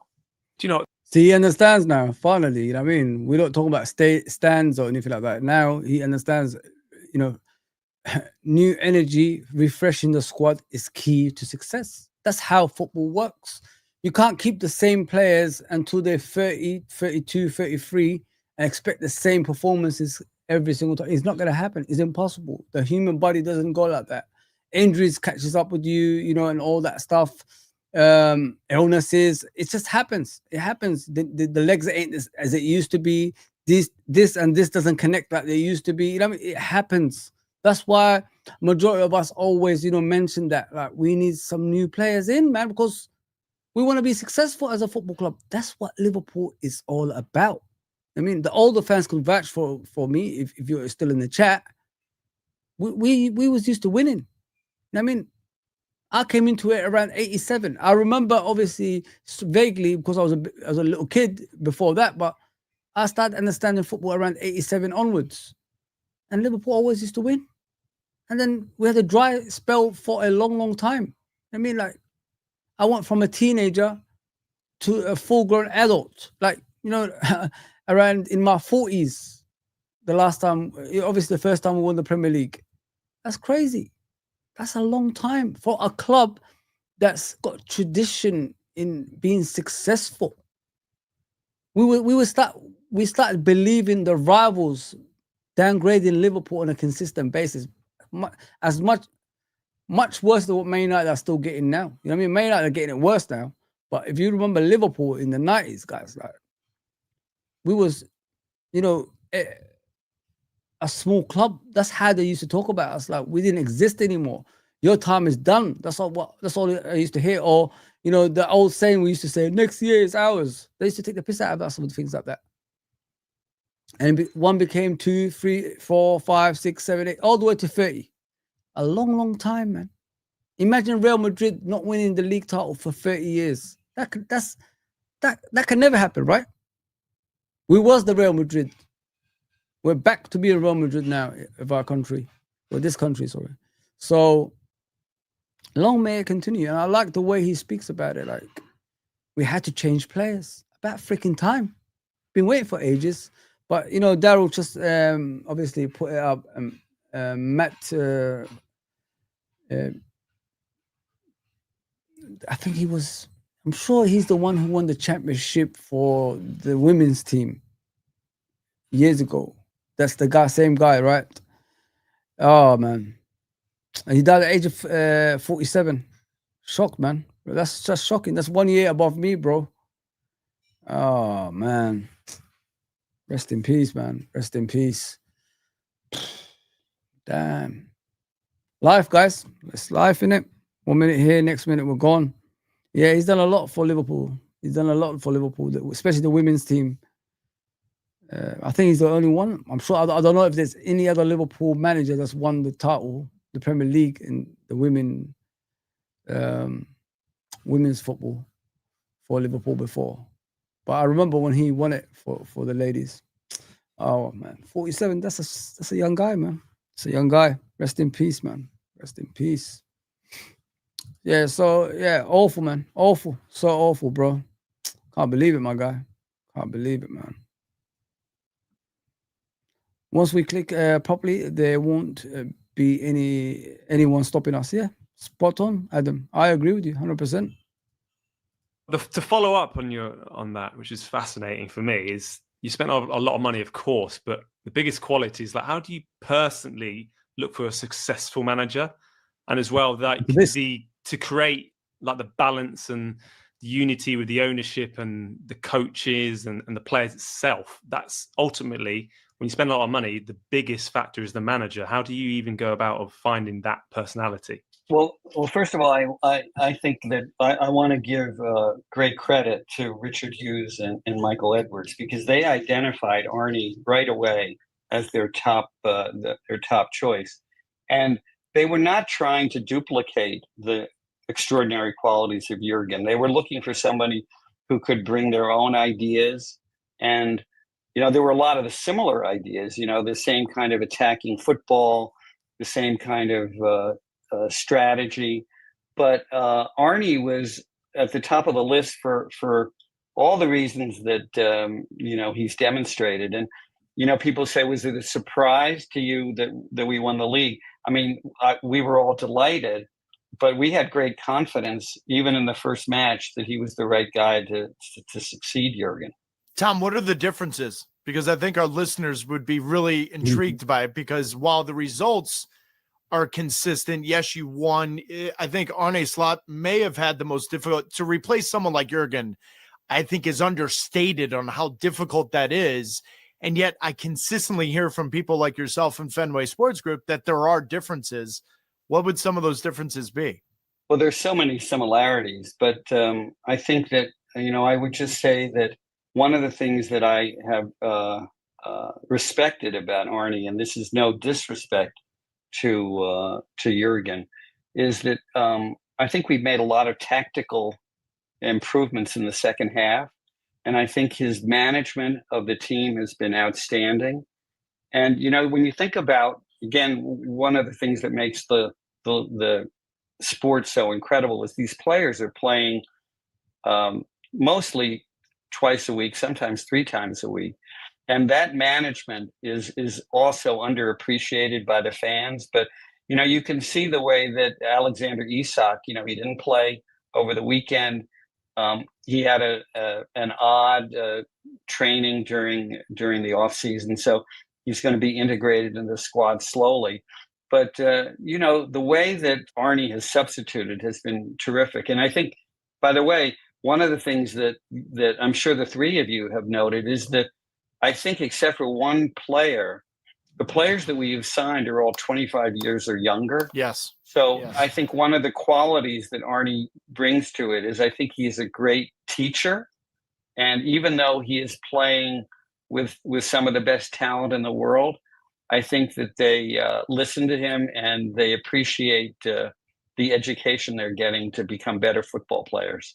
And Tom, we talked about it in our previous episodes. It's not just the second half tactical tweaks. It's not just the second half substitutions, of course, against Burnley when he took off Milos Kerkez in the first half to protect Kerkez from getting a red card, and which is a really tough thing as a manager, obviously, to do, take off that first half substitution. It was a genius move. If you guys haven't been here on the stream, I gave you guys the clues I found out from Arne's slot in regards to taking off Kerkez. Not only did Kerkez get a yellow card for diving, he almost got another yellow card. I think Burnley were trying to attack in the halfway line. He was all over the player, brought him down, and then the players went towards the referee to give him a yellow card, and then the second yellow card that is, and the fans from Burnley started shouting at the referee. And Arne Slot was asked that question: why did you take him off? Why?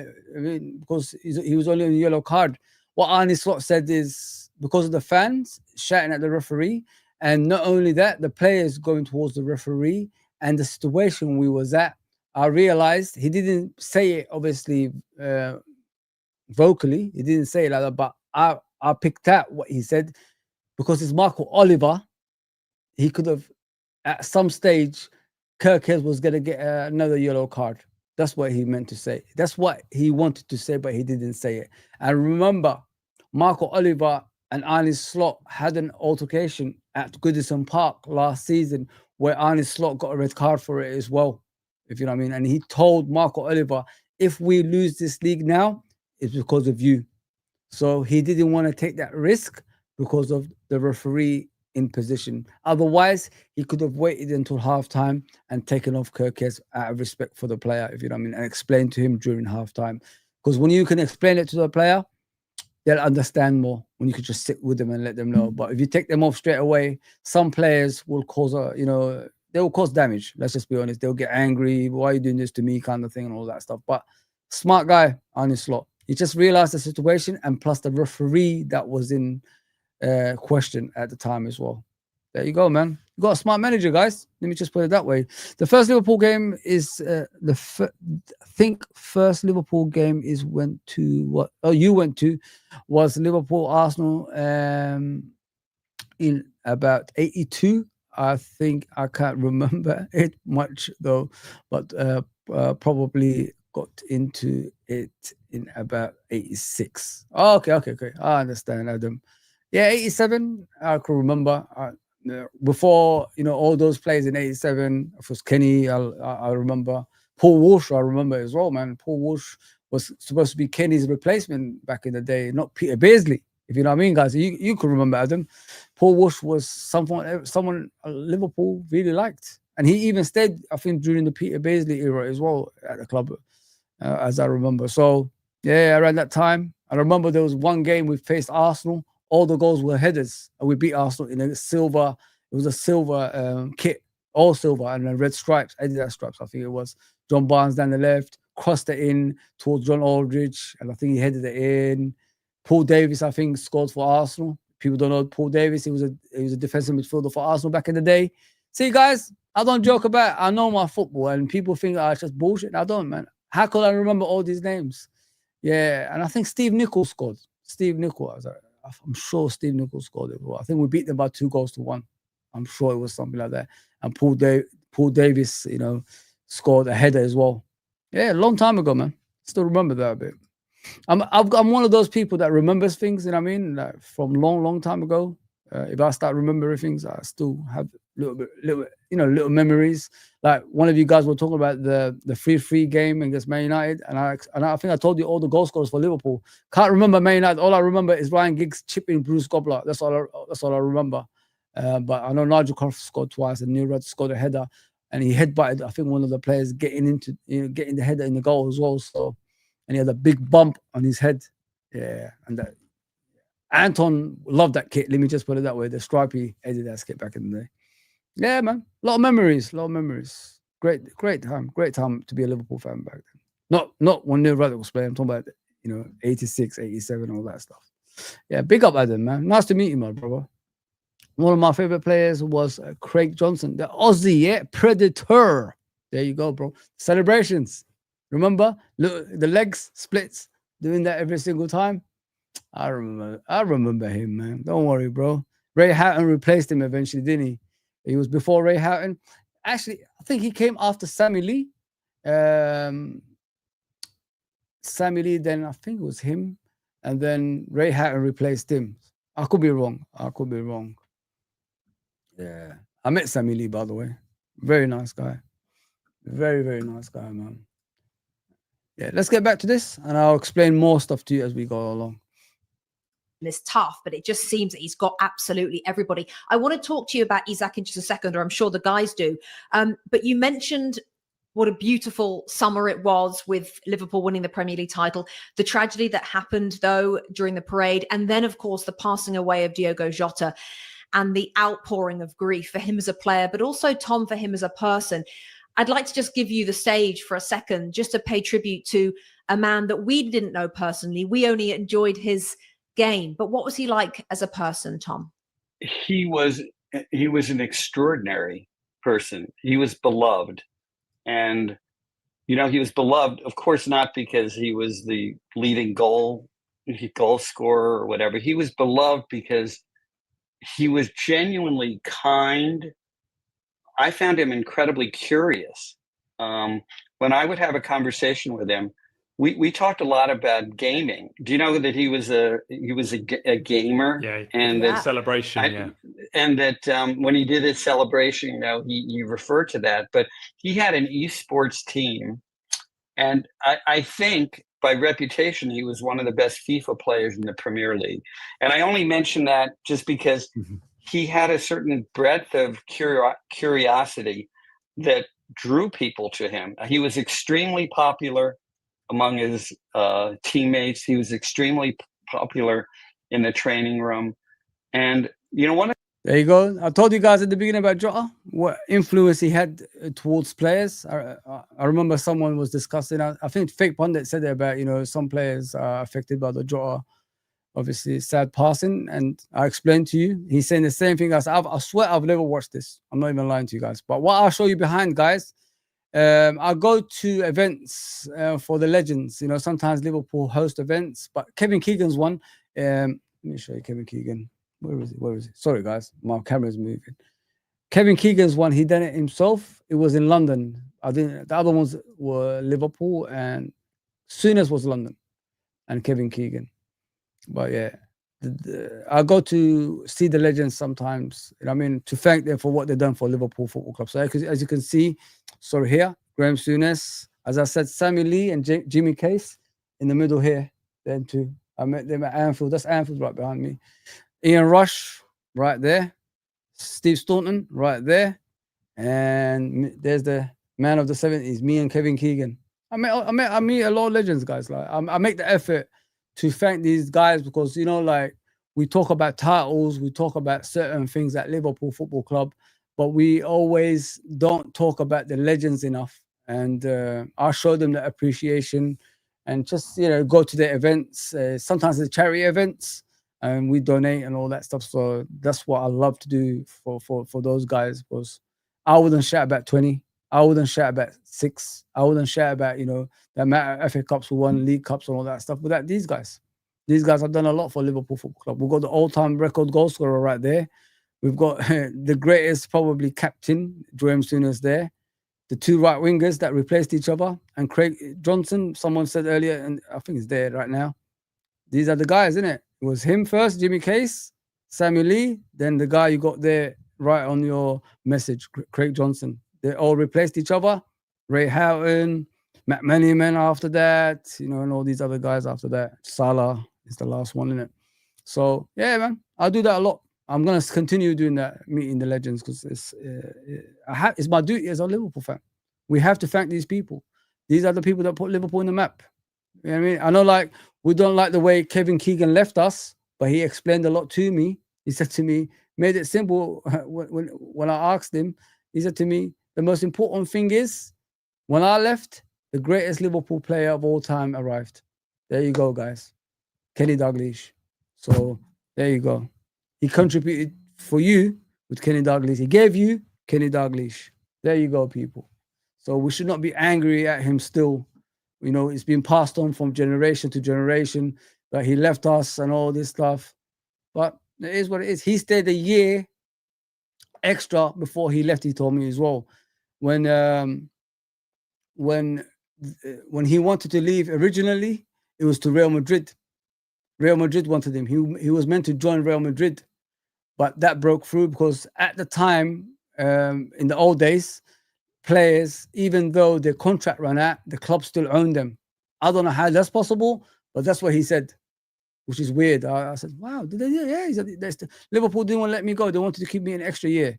And then when the year came, what happened was Kenny Dalglish was available. Liverpool went for him and they got rid of him. They want to get rid of him, sorry, but there was no one available to buy him. Real Madrid didn't want him. They moved on by that time. So Hamburg was the only club that wanted him. Then, you know, he went down there and the rest is history. 2 Ballon d'Ors. And, you know, it is what it is. So we stopped Kevin Keegan going to Real Madrid for our, you know, our ambition. And he stayed. You know what I mean? And like he said, he got us the greatest player that ever lived at Liverpool Football Club, Kenny Dalglish. Some people say Gerrard. Some people say Kenny. Some people might say Salah in the future when he leaves. So that's how it is. That's why when I went to the event to Kevin Keegan's Everton, I thanked him. I said, thank you for everything, man. And he's got a special heart for Liverpool. You know what I mean? I know he talks about Newcastle a lot, but Liverpool's his club, innit? Liverpool is what put him in the map. I mean, player of the 70s. That's what they used to call him. 2-time Ballon d'Or winner, man. Legend, man. Legend at Liverpool. Never did anything. You got to think about it this way, yeah? The only thing people have a go at him is leaving, but his on-field performances was out of this world. Him and Toshak. I mean, look what they did for Liverpool Football Club. They ruined a lot of defenders, Keegan and Toshak. You know what I mean? So, yeah, Toshak is ill as well, guys. I think there was a recent picture with him and Xavi Alonso at Madrid because Toshak used to manage Real Madrid, you know, in the 90s, I think, something like that. So he went back down there and they were clapping for him in the middle of the pitch and all that stuff. Yeah. Hopefully he'll get better, Toshak, man. We send your love to him, man. Send your love to all the legends because they put this club in the map, man. If it wasn't for them, there would be no Ian Rush and etc. and all, and you know, Salah, Gerrard's. There won't be players like that. You don't get great players like this without, you know, you having that fan. You know, the people that put you there in the first place. They made this club important. They made this club compete. They made this club win first European Cup. You know what I mean? First FA Cup. You know what I mean? That's what these players have done for us, man. One of the things that I admired about him is, you know, everybody's different, but he had a couple of tough injuries last year and he didn't mope around.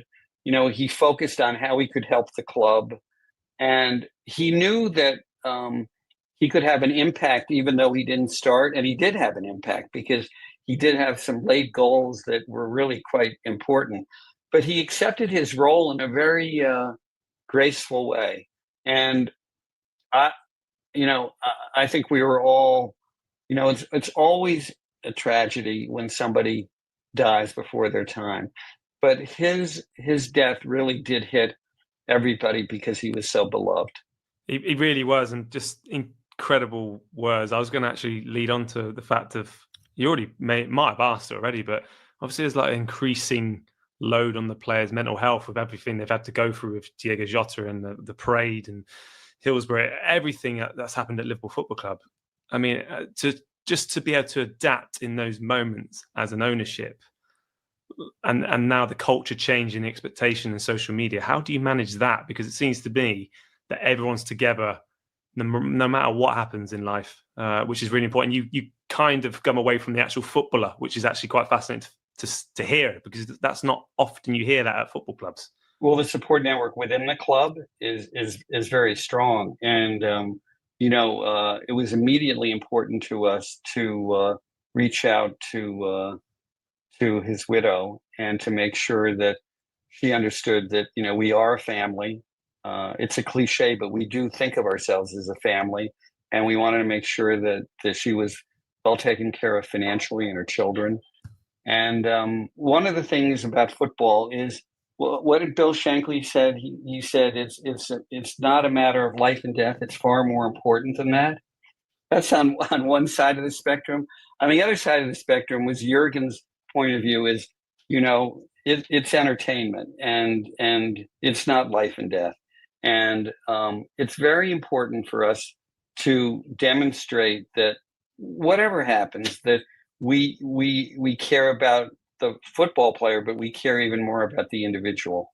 I think it's one thing, Tom, to say those things. It's another thing to do those. And I think a tip of the cap to you guys in Fenway Sports Group, because when we talked about it on this podcast, when it was known that you guys were taking care of Diogo Jota's family and everything, it kind of took the breath away from us. I want to change topics a little bit, stay within the summer.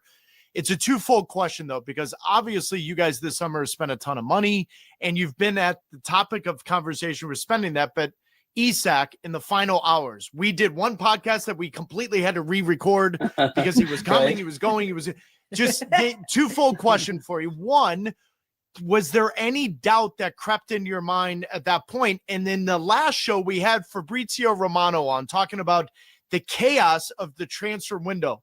Just talk about the chaos from an owner's perspective of the final 5, 6, 7 hours. What is that like for you? How many phones do you have? And are you just putting it on airplane mode?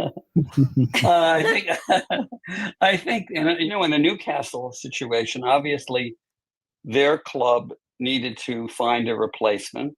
They certainly, we thought that we had a terrific financial offer for them, but he did have a contract with them that lasted for 3 more years. And so, I guess our feeling was, we had signed Ekitike to be a striker, and we felt if it works, that would be great. And if it doesn't work, there'll be another option at some point down the road. But I didn't know anything more than the news media. And, I thought we were going to get the defender from Crystal Palace. So did we. By the way, so did we. So did we. Yeah. But I understood, their club started out very well, and their chairman, my counterpart, said, what, we can't afford, whatever that means. We can't afford to lose him. And so it takes so much to win, and it's not due to the talents of any one player. So, I think Isak will be terrific, but he's not the only striker in the world. Tom, not to be mean, but I was obviously delighted that you didn't get Mark Gay, because as you can see from the shirt behind me, I know you're a Crystal Palace supporter. I'm absolutely delighted. I want you to know, Rebecca, that when we didn't get him, I thought about you, and I knew you would be happy. Thank you. She wasn't happy with Eze. She was not happy with Eze. No, well, we don't have to talk about Eze. But Sorry, we're just getting confirmation, Tom. Confirmation you won't be going back in January. Can you confirm that? No confirmation. Oh no, I don't. Notice sure there was a long laugh. You know what? Pause. All of a sudden, Rebecca, you went cloudy on me. I can't hear you. So. Yeah. Okay, Tom. All right. Listen, before we let you go, I want to completely change tack, because you have a lot going on, Tom, in your life. It's not just Boston Red Sox. It's not just Liverpool. It's not just all the different golf things you've got going on. You've also got a play coming to London's West End. Just real quick, fill us in on that, Tom. Thank you for asking. Before, I just do want to say one thing, though, because if I leave this interview, I want to make sure that people know is that, Fenway Sports Group, some years our supporters love us and some years they don't. But, our general feeling is just to leave the club in a better place than when we saw it. And I'm, equally proud. I'm so proud of our trophies, and we want to keep winning trophies. I'm equally proud of what we've done at Anfield. Agreed. Because, when we were one of the bidders, when we came in and looked at the club, and there were all these plans about tearing down Anfield, just as there were plans to tear down Fenway Park. And I'm so proud of the fact that we have increased our capacity, but done it in a very classy way. And I think if you go to Anfield, you really will feel just the energy of the place, but you'll feel the ghosts of the place too. And it's a wonderful venue for anybody who's listening to this. I urge you to come to Anfield because it will be an experience. Well, sell the damn tickets to us then, innit? Like, I ain't gonna pay £1,000 for one game, bro. Like, let's be realistic here. Like, you can't do this VIPs every single time. Just start selling tickets to people, man. Give people a chance. 1997, I can remember watching us, but was born a fan. So 88. Okay, Copfather, man. One of the best games I went to was when we beat Forest 5. Oh, do you know, Adam? Do you know that game? You could ask my friend Anton when he comes back on the channel, because we grew up together, me and Anton, in it since we was kids, way kids, like nursery, junior school, maybe junior, just leaving nursery. I don't know. We was babies, when we met. It was kids, yeah, maybe junior, coming to junior school, or something like that. What we used to do it was a cassette tape. What we did was we used to pass it around. You know what I mean? Like, one of my mates, he was rich in it, so he bought it. We couldn't buy it because we didn't have money. It was all about cassettes back in the day. Remember when RoboCop came out? We used to go to the video shop, rent it, and take it back and things like that. They give it to you for a few days. You pay the money and you bring it back. But yeah, my mate, like, we was just used to pass that game around. I must have watched that game maybe over 100 times. I loved it so much, bro. The football they played that day, it was like they said, it was like watching Brazil. And I still remember that cassette because after the game, they were speaking to Sir Tom Finney. I think he's a Preston legend, wasn't he? And he said, he said something along the lines of, it's the best football he's ever seen in his life, kind of thing. And that guy had a career, he's seen it all. And he says it's the best thing he's ever seen. You know what I mean? Exhibition. That's what he called it. I remember exhibition. And the way we played that game, John Barnes, Ray Houghton, John Aldridge, Gillespie. I think Nigel Spackman with Ronnie Whelan was the midfield. I'm sure it was. Because I know either it was McMahon, or I'm sure it's Spackman, because McMahon was injured. Ray Houghton was playing on the right. Gary Ablett was the left back. Gillespie and Hansen, Grobler in goal, Nickel. So I remember the team. I still remember it. Because I watched it about 100 times. You know what I mean? It was, listen, that team, to me, is the most entertaining, dominant team that we've ever had. And Adam, I hope you agree with me, because I've never seen a team like that can decide games whenever they wanted. If they wanted to beat the team 4-0, they'll beat them 4-0. 2-0, they'll beat them 2-0. And not only that, the fullbacks used to score goals. I remember there was a game, Steve Nicol, the right back, against Newcastle, scored a hat-trick. There you go. That's what I remember, bro. Crazy times, man. Crazy times, man. And this is what people missed out on. People don't, majority of the people wasn't born those days. So they don't, obviously they're not going to remember those games. But I remember because I was there. But I've seen the old games as well. I've seen the 1965 final against Leeds when, like I said, it was Jerry Byrne broke his collarbone. Ian St. John, Roger Hunt were the strikers. I think they both scored in that game. So I always watched back and I always remembered the games I watched at the time. And I remember that game, the 5-0, bro. It was a 5-0 of hammering, but it was 5-0 hammering with style. That's how good that game was. Mate, we passed on everybody. Listen, in the 80s, everybody was a Liverpool fan. Everybody was a Liverpool fan. Let's be honest. We should just pass it on the cassettes to everybody. If people don't know what cassettes is, you need to go and look back at it. Just something we used to have back in the day. Then became obviously CD, Blu-ray, so DVD, Blu-ray, and all that stuff afterwards. Man, good times, bro. I wouldn't change my childhood for anything, bro, because those days, even though we didn't have a lot, but we love what we had. If you know what I mean, we appreciate them more. So anyway, thank you for asking me about the play. You know, I got involved in theater because, like we've been talking about, in the end, sports is live entertainment. And I got involved in this play in London with Sarah Snook called Picture of Dorian Gray. And I produced it and brought it to Broadway, helped bring it to Broadway. And so I got the bug. And of course, if you go to West End, you know, it's wonderful to see great theater. And this idea it's based on the classic movie High Noon.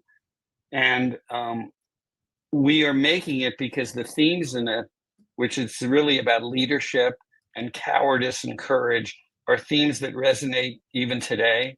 And so even though it's set in the Old West, the play is really about courage, and it's going to be playing at the Harold Pinter Theater in December. So anybody who's listening, please buy a ticket. Absolutely. That sounds incredible. Tom, thank you so much. Good luck with that. We've got to go see that. It sounds brilliant. We are so grateful for you joining us on It's Called Soccer. We could talk to you all day. We're going to let you go. We wish you luck for the rest of the season. Let's hope your heart rate calms down with everything that's happened in the last 10 minutes of every game. It won't. The Red Sox are in the wild card, Rebecca. That heart rate's still up there. Oh, no. Okay. Well, we just wish you luck with it all, Tom. And honestly, we're so grateful. It's always lovely to chat, and we'll see you soon. And lovely to chat with the three of you. Thank you. Hope you finish second. There you go, people.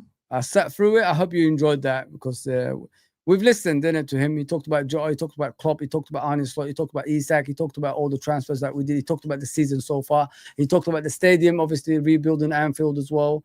And, you know, the future, they just want to win titles. And one day they will leave. Like he said, it's like what Klopp said.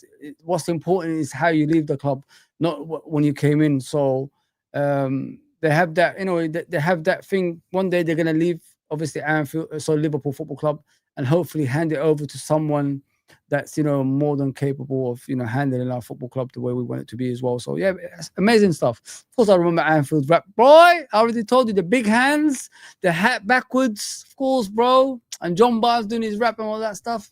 Come on, man. It's not all about the England, is it? You know, in the World Cup 90, we gotta move and do it at the right time. It could be slow or fast. Oh man, we're not singing for England. We're singing for Liverpool. Liverpool. Oh man, the good old days of Liverpool Football Club. God damn. Of course, I remember Anfield rap. It was terrible though. Let me just put it that way. Something to forget. Something to forget. All I remember is those big arms they used to have. You know, like the Hulk Hogan things, like in wrestling. Yeah, I remember those days, man. We appreciate it, man. We didn't have a lot, but I appreciate it. Not Anfield rap, the newspaper and all that stuff. Those guys who have their own channels. Hell no. Hell no. Allow those people, man. They're rubbish. Don't do Anfield rap. I met these guys in Philadelphia when Liverpool were touring in America. I met them in Philadelphia, and not nice people, man. Not nice people at all. Them and Redmond TV, boycott, man. Boycott. Not nice people.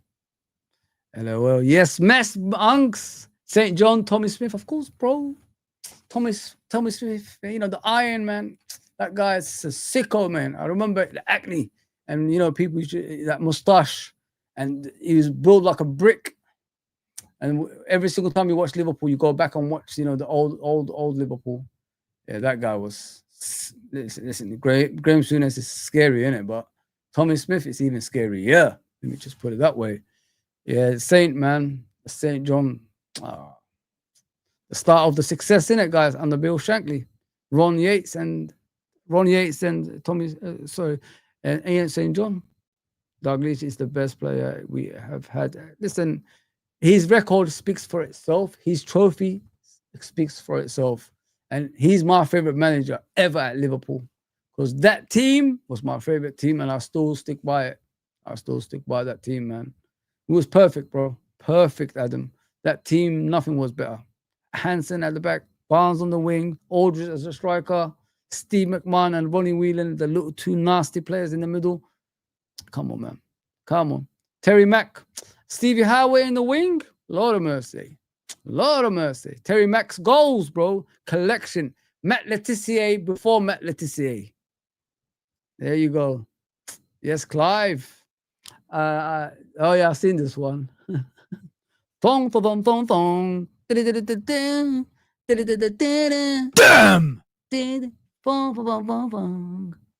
There you go. What are you saying? What are you saying? There is no place like Anfield. There ain't. Guys, how long have I been here for? 2 hours and 19 minutes. The dedication for you people. Crazy, crazy.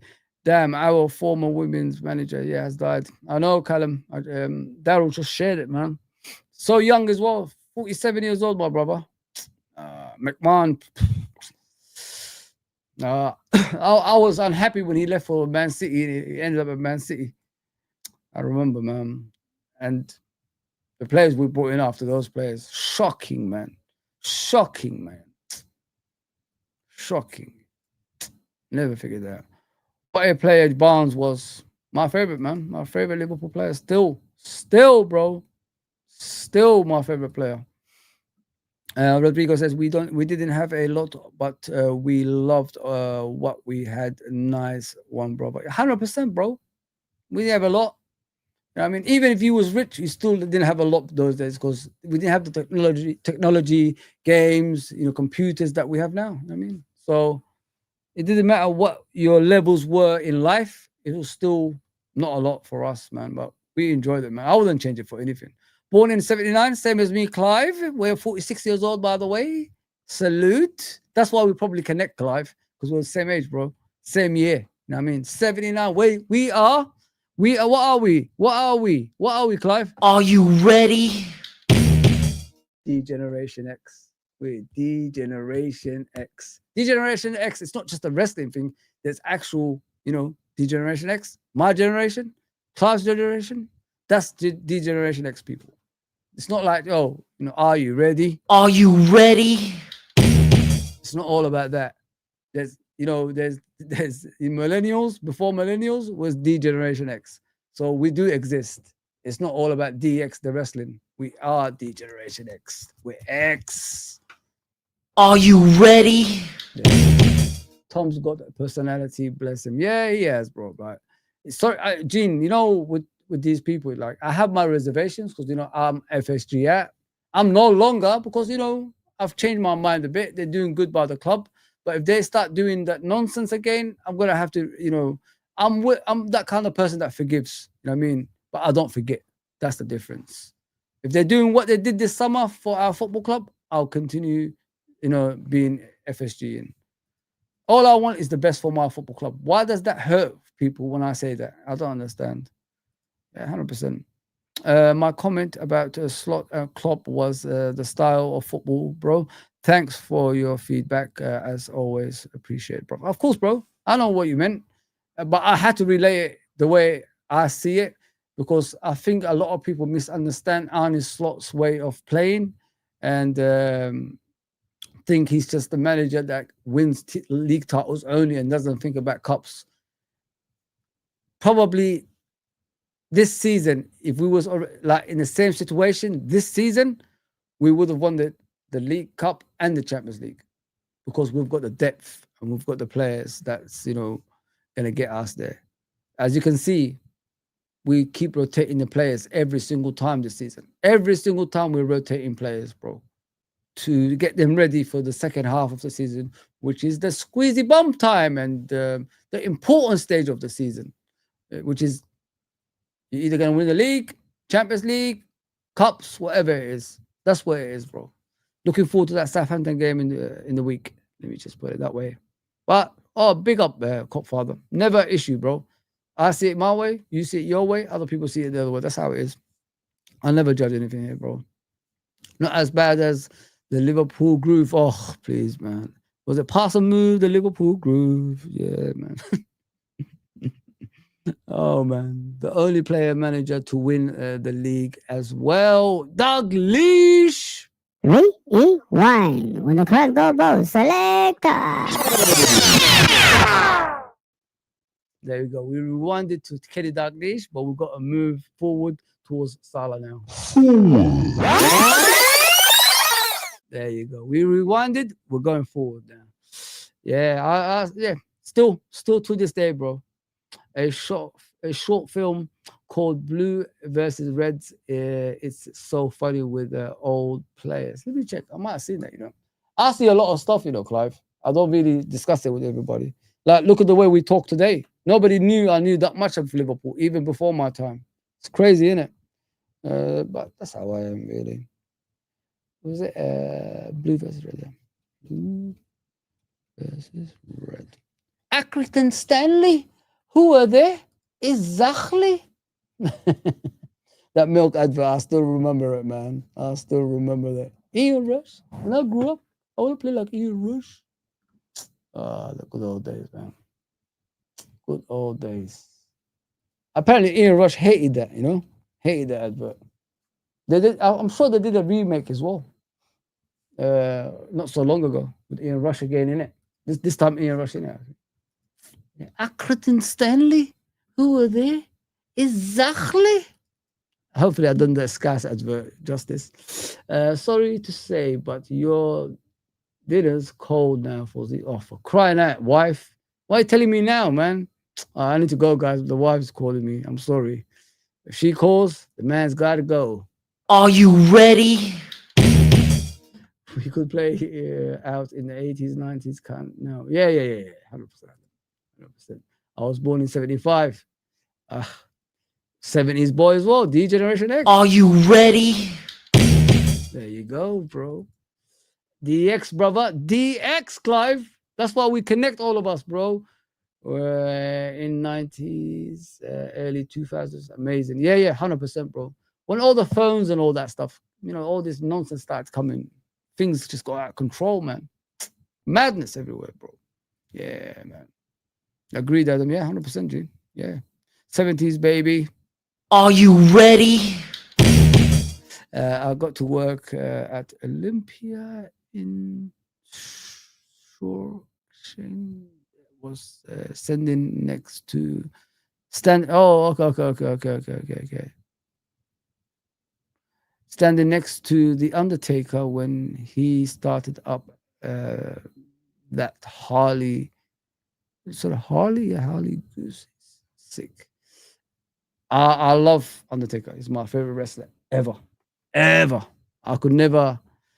can't like any other wrestlers, man. I used to love Razor Ramon.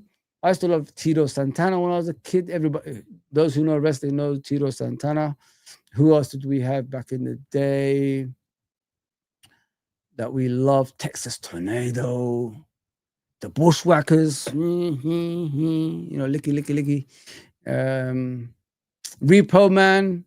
Oh, man, wrestling was the best back in the day. I love wrestling so much, I had to buy myself a replica WWE belt. Let me show you guys before I go.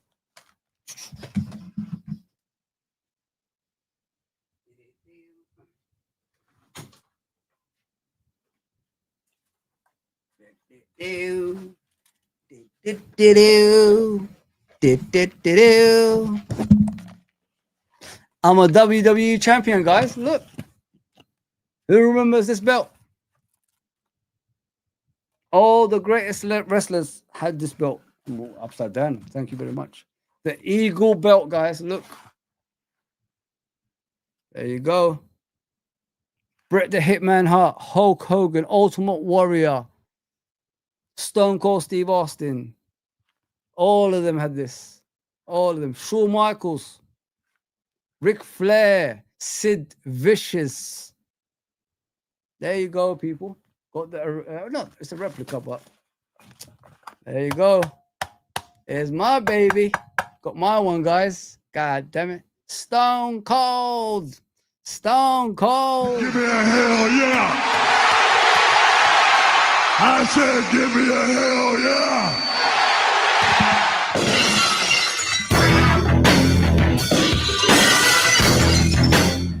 There you go. WWF, not WWE, the fake shit we watch right now. WWF, baby. That's what I've got here. Come on. I want to get the John Cena one. That was good, but it's WWE, innit? I don't like that one. The greatest wrestlers ever. Randy, was it Randy Savage, isn't it? Randy Savage. Who else got the WWF belt back in the day? Oh, so many, man. So many. Legion of Doom, Demolition, bro. Come on. Come on. Oh, man, you can't mess with me. Yokozuna. That's it. There you go. Diesel. Diesel used to have this. As The Rock says. There you go. You will rest in peace.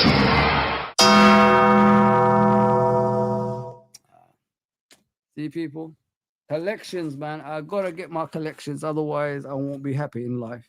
But I gotta go eat my food before I go to work in the morning. Appreciate you. Love to leave you guys and all that stuff. Love you to leave you. Sorry. Thank you for everything, guys. Honestly, I hope you enjoy the stream. It gets better every time. I'll try my best to make it better for you guys. And like I always say, I want to be there for you guys as well. So maybe tomorrow I'll be back. Maybe the day after. Tuesday I'll be back in the morning. I should be back in the morning Tuesday because I'll go to nights. I won't do a watch along because I'm on nights. But next weekend I'm free. I'll be free next weekend. We're gonna do the Crystal Palace game. We're gonna do a preview, review, whatever it is we want to do. Chat shows probably we're gonna bring back. I've been setting it up properly for the guys to come on the chat shows as well. So we might do something like that next week. So yeah, guys, I don't know when I'm gonna be back, but until then, thank you, and I hope you enjoyed this as much as me. You know what I mean? I'm the WWF champion, not WWE, WWF.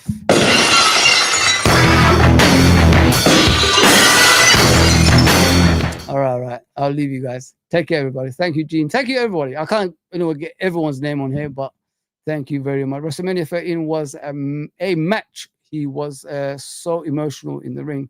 Oh, Jake the Snake Rock, come on, don't give me the Jake the Snake. That's one of my favorites as a baby, man. Come on, man. Flying, come on, flying. Good old days. I don't want to keep keeping you guys. I don't want to keep keeping you guys around, but I gotta go eat. Yeah. All right. Take care, everybody. See you soon. Love you. Thank you.